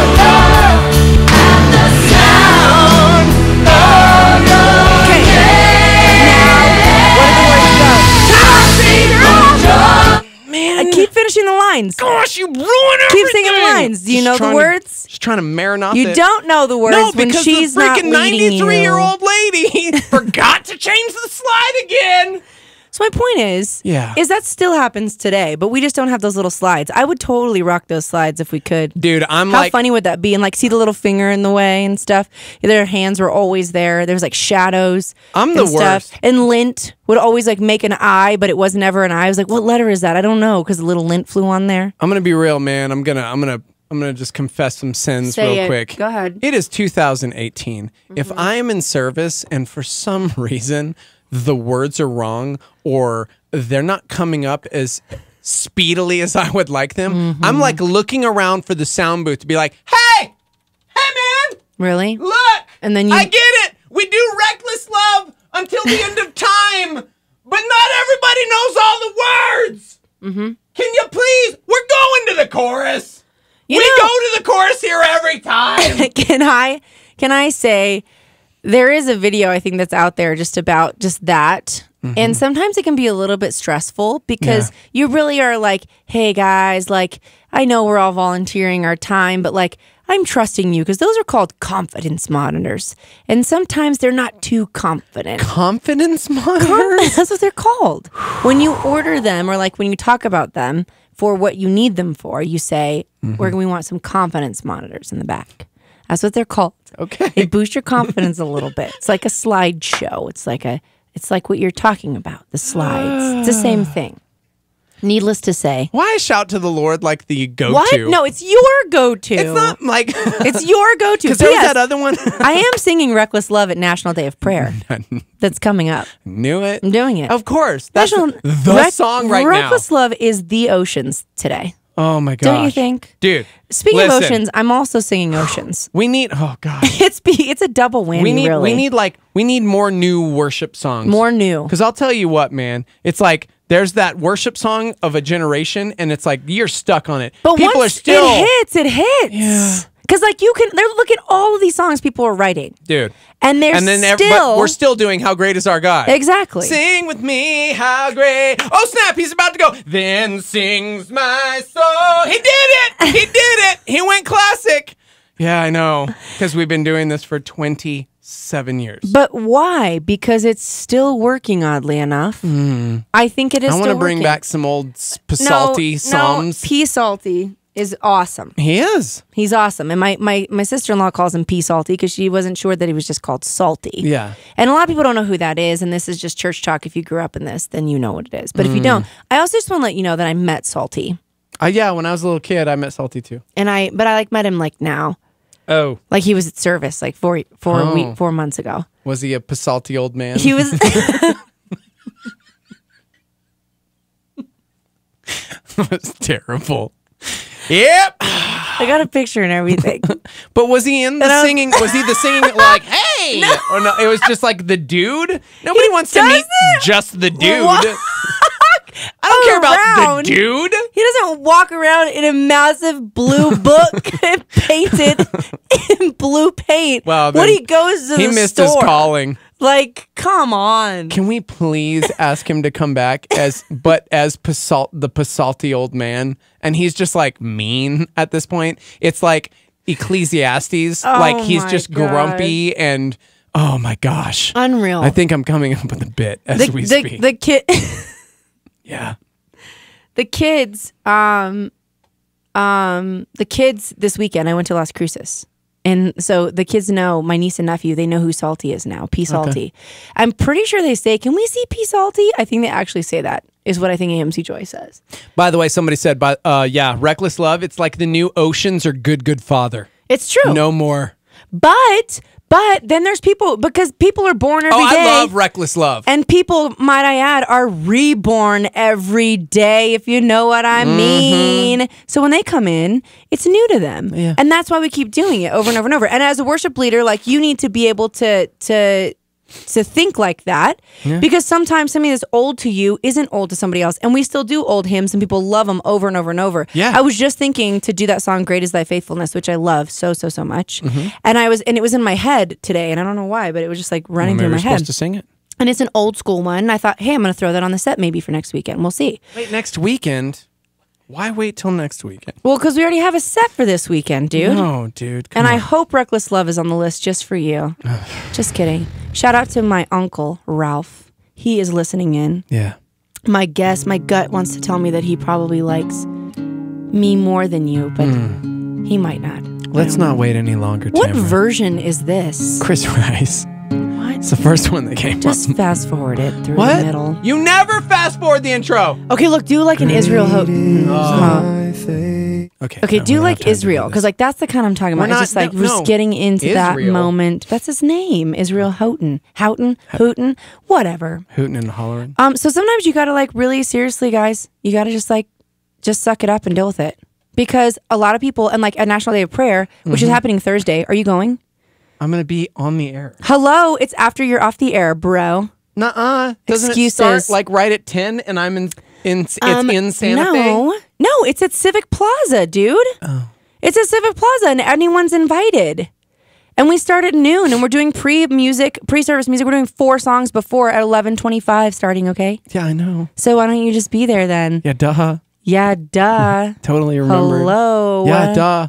So there's that. And we're doing that song. And we have to like bring in all the songs. The old school, the new school, the every school you could think of school. Yeah, except you just spoiled it, so now I don't want to go. No, why? Because it's I gave spoiler you alert. one song. I really don't like knowing the worship songs I gave you before. one song. So I gave you a spoiler alert, and therefore you will not pray for our country. Which, by the way, I am being funny. National Day of Prayer is happening this Thursday, May 3rd at 11:30 a.m. Is it? Not noon. You at sure? the Civic Plaza. Yes, I'm sure. Okay, good. That's good. This year's theme is Unity in America. Unity.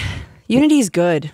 Our workplaces and communities, the National Day of Prayer is going to have Pastor Skip, Congressman Steve Pierce, who's been on the show plenty of times. Has he? Oh, yeah, he comes in studio. Oh, that's cool. Yeah. He's a funny dude. And remembering, this is not a political event. Which Right? is why we'll have Congressman Steve Pierce. I'm just kidding. But my point is that sometimes when you hear if someone's going to be there, it's like, oh, they're making Right. this a big political event. Right. But it's not a political event. No. No, it's a day of national. It's a National Day of Prayer. So who's doing the National Day of Prayer? I think that there's a couple people But from it's different just places. one singular prayer. But it's prayers. National Day of Prayer? Prayers. It's called National Day of Prayer. I think they just, in the printout, probably forgot the S. By the way, somebody chimed in on a live line letting us say? know that Pasalti is actually salty, guys. P salty is actually salty. Yeah, it's because he's so depressed and he takes it out on others. He's blue. Oh my gosh. Isn't that song? I'm blue, da da dee dum Oh my gosh. And they were like, what are they saying? And then they said, how indeed I'll die, or something depressing, or something like that. Wasn't that? So if I'm not on jury duty, what are your thoughts for tomorrow? Oh my gosh. I need you to be on the show tomorrow. What are your thoughts? Don't do this to me. We got to take a quick break. Live from the Dream Style Remodeling Star 88 Studios. Don't say you But won't. it's just a quick break. Oh, of course. It's very quick. Because I have some advice that I need to ask you when we come back. Oh, good. It's about a quarrel. A quarrel? Yes. Okay. And I need your advice. We've been fixing quarrels all morning, man. We had a letter this morning that it wouldn't be bad to bring up. Talked about that in the 7 o'clock hour. Yeah. I'm down. The letter was titled Avengers or Me. Okay. Yeah. And if you're ever going through something, studio at star88.fm. We love hanging out with you. We love talking to you. Totally. Yeah. Quick break. Right back with more live from the Dream Style Remodeling Star 88 Studios. Steve-O, Sam, hang out with us.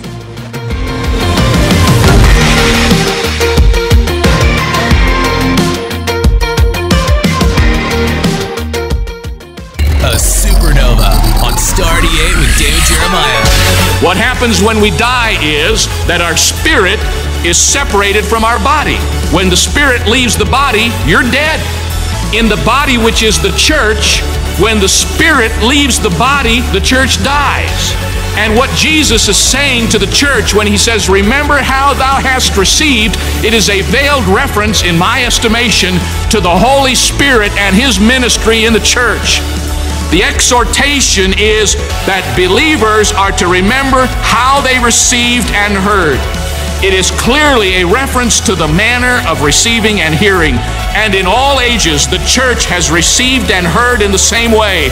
When somebody is born again, he receives the Holy Spirit. He comes to dwell in the human heart. Turning Point with David Jeremiah. Don't miss it on our sister station, KNKT, weekdays at 11 a.m. on 107.1 FM. A solar flare from Timothy Keller. The gospel is this: we are more sinful and flawed in ourselves than we ever dared believe. Yet at the very same time, we are more loved and accepted in Jesus Christ than we ever dared hope. Star 88.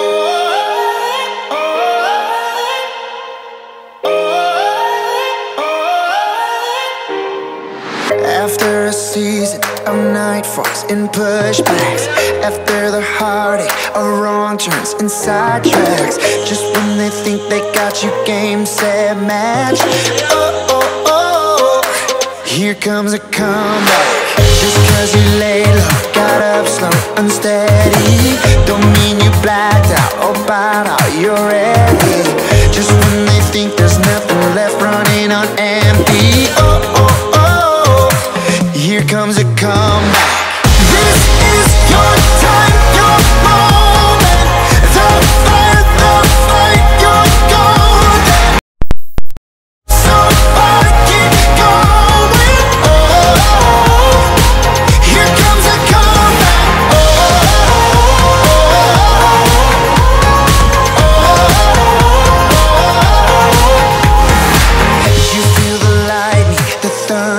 Your soul shakes under the roar of the heaven.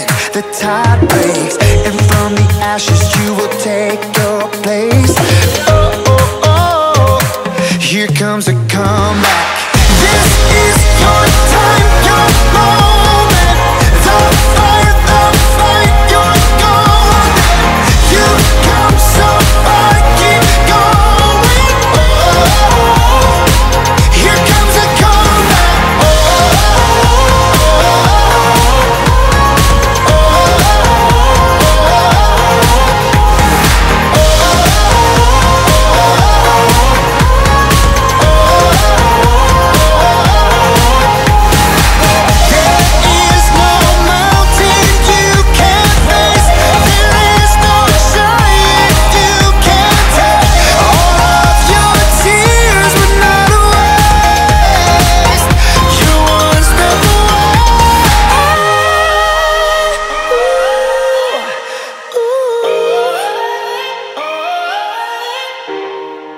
Just when they think they got you, game, set, match. Oh, oh, oh, here comes a comeback. This is your time. The fight, you're golden.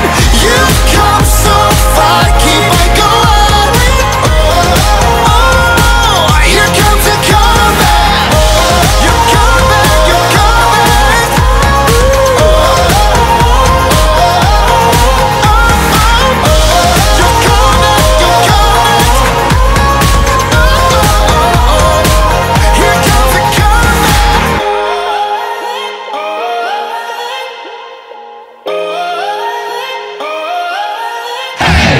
What's going on in the news today? Israel's Prime Minister Benjamin Netanyahu says Iran has been lying about its nuclear program. A few weeks ago, in a great intelligence achievement, Israel obtained half a ton of the material. President Trump at the White House. I think, if anything, what's happening today and what's happened over the last little while and what we've learned has really shown that I've been 100% right. He has to decide on whether to pull out of the Iran nuclear deal. The Trump campaign has spent more than $200,000 on legal expenses for Michael Cohen. Many cities and states are now prohibiting job interviews to include the question, how much did you make in your last job? Well, I definitely think it's one less thing to worry about. Pamela Skillings with BigInterview.com says the ban reduces bias in hiring. They'll study a huge glacier in Antarctica that's been shrinking, and if it collapses, it could push up sea levels. The caravan of migrants from Central America camps on the Mexican border. In eastern Afghanistan, a combat operation involved U.S. forces. The Pentagon says one American service member was killed, another wounded.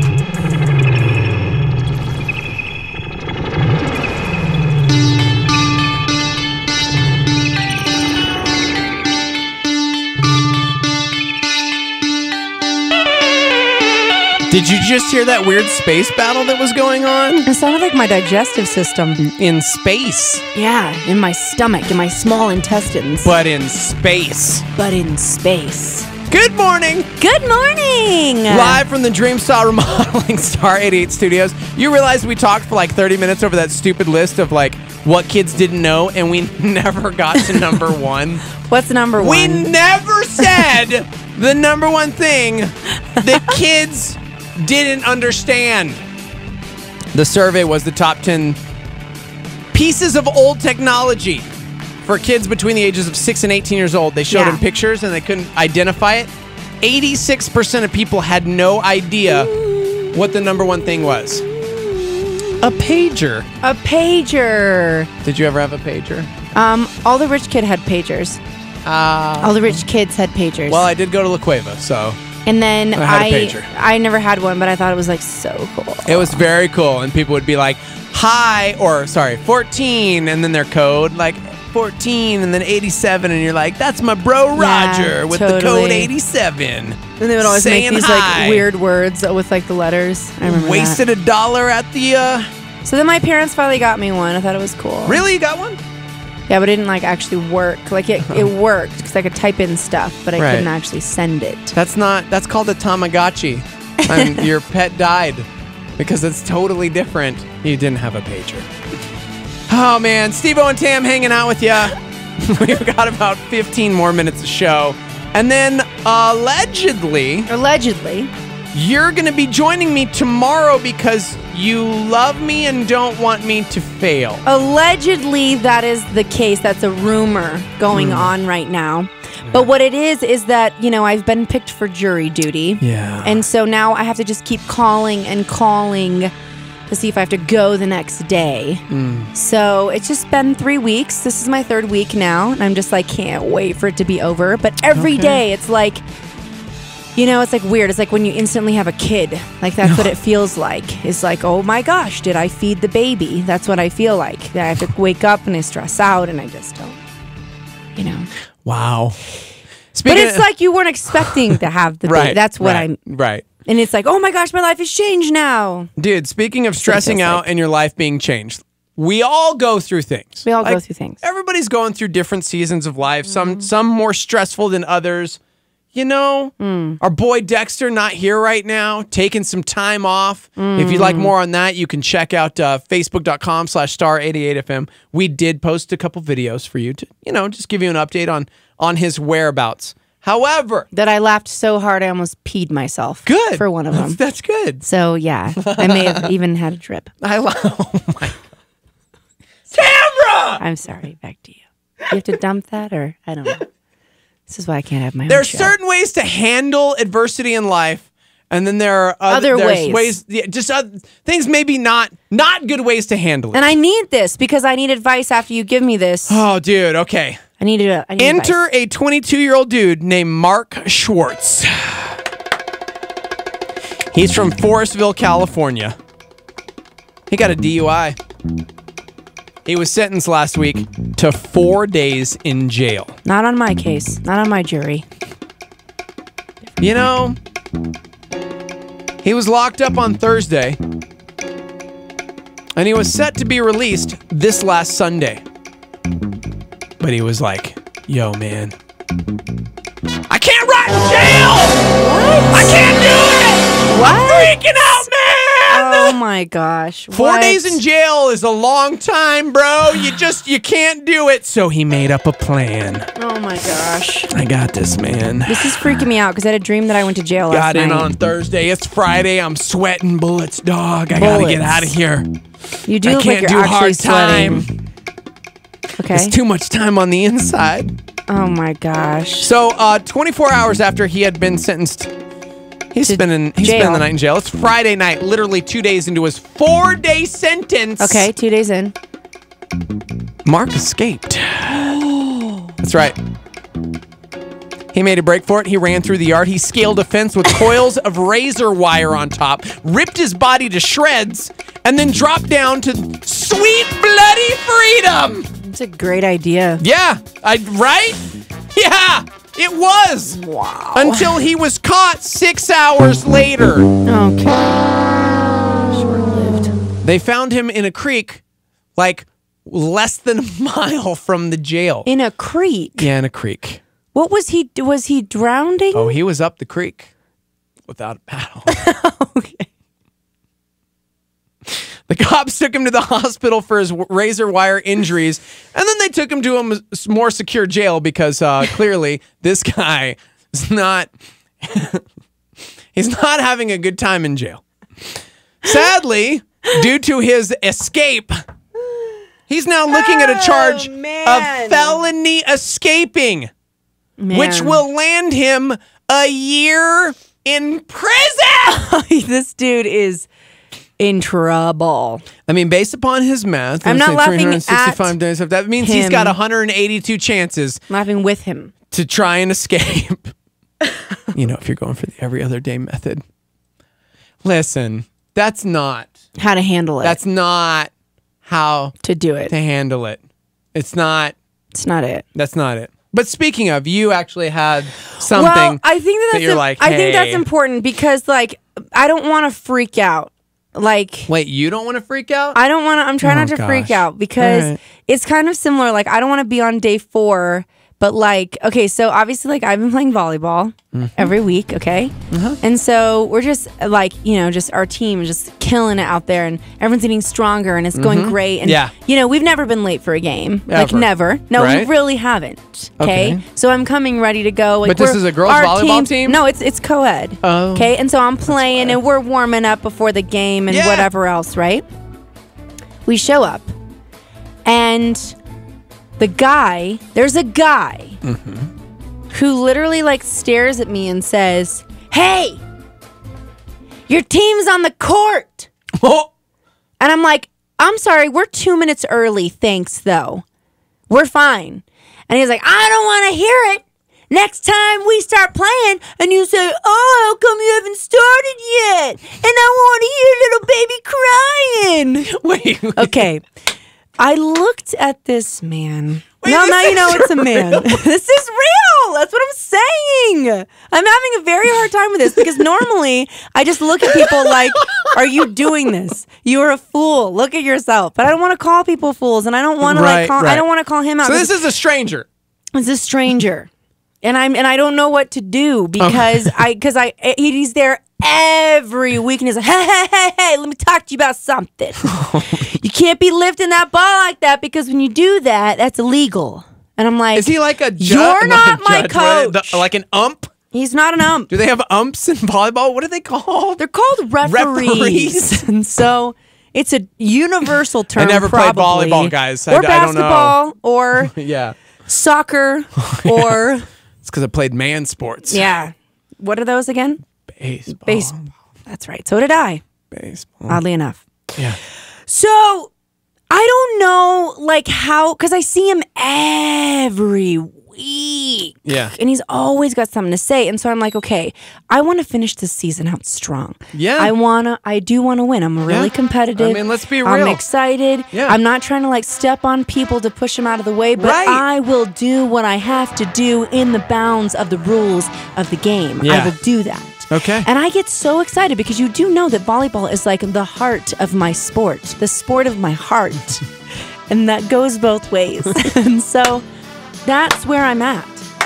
And so my heart, when my actual heart beats, Yes. like it beats in the like it's like a set, it's like a and bump, then a spike. bump, set, spike. Bump, set, spike. Oh, See, you know what I mean? yeah. And so when something great happens, that's a spike, and I just nail it. Like it's a boom, it's a hit, it's a win. And so that's where I'm at. Is if I have these volleyball lines embedded on my heart, I want to represent it well. And I don't want, what I want to do, here's what I want to do, okay? I'm gonna split in half here. What I want to do is like when he's like, "Oh, and then next time when we start the game, not get mad at me, blah, blah, blah." I want to be like, "Are you kidding me? Are you kidding me?" But I don't want to do that. You know what I mean? I feel like that's really not the way to go. Right. So what I did was I did this, and you can, just so you can hear me, I'll have you pull the music so you can hear it because I'm gonna do it. Oh, okay, sorry. But I do this. Okay. I do. Here's what I do: is that when he does it, I go like this.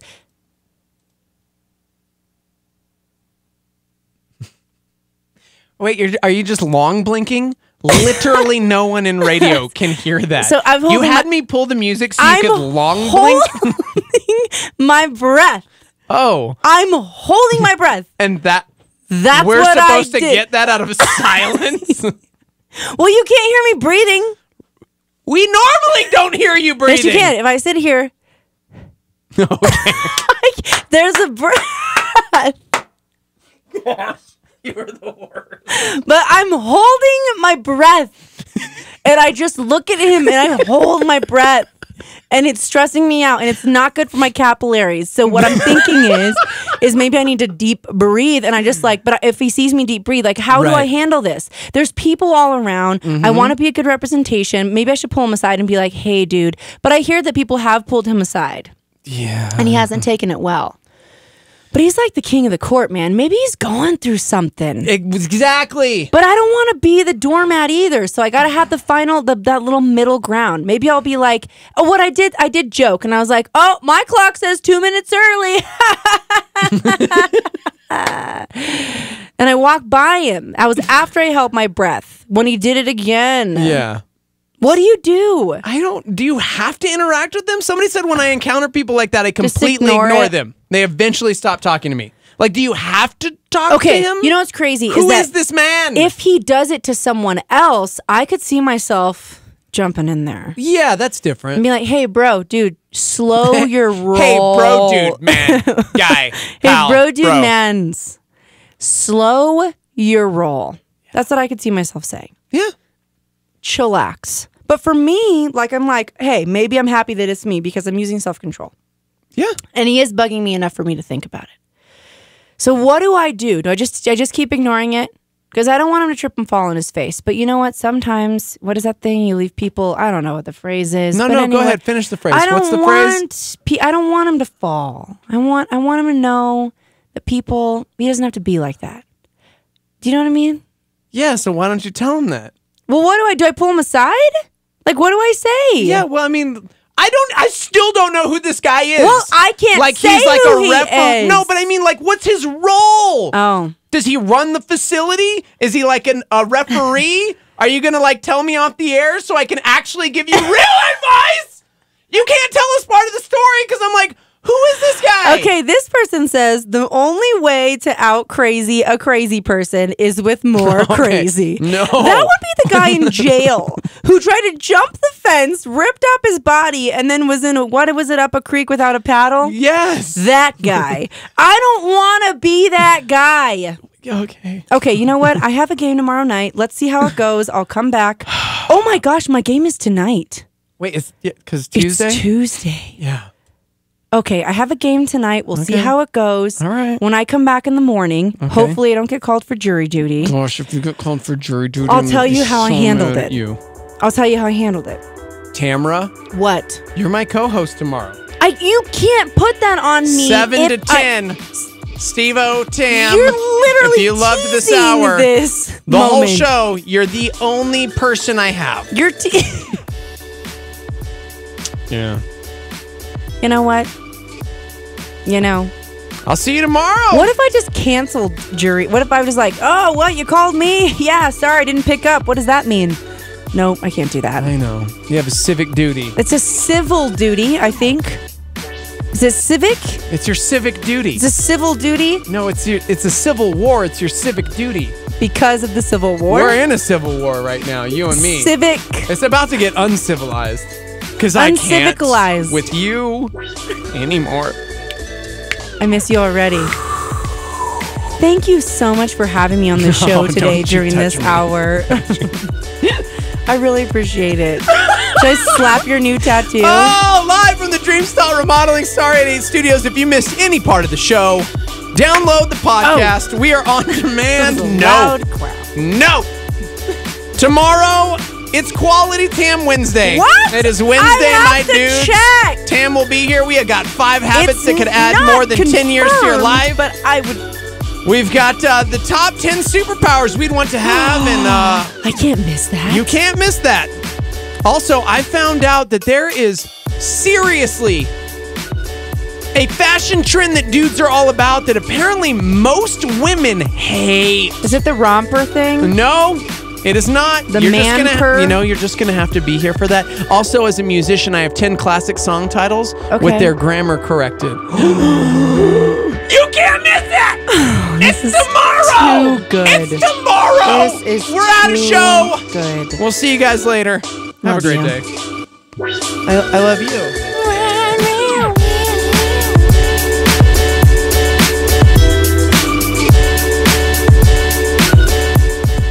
Paradise Village, a power partner for Star 88. From pre-wiring a new home, home theaters, to systems ran with smartphones. Integrated systems and security camera installations. Located at 4205 San Mateo Boulevard Northeast in Albuquerque, or online at paradisevillageinm.com. Paradise Village, 505-881-6375. That's 505-881-6375.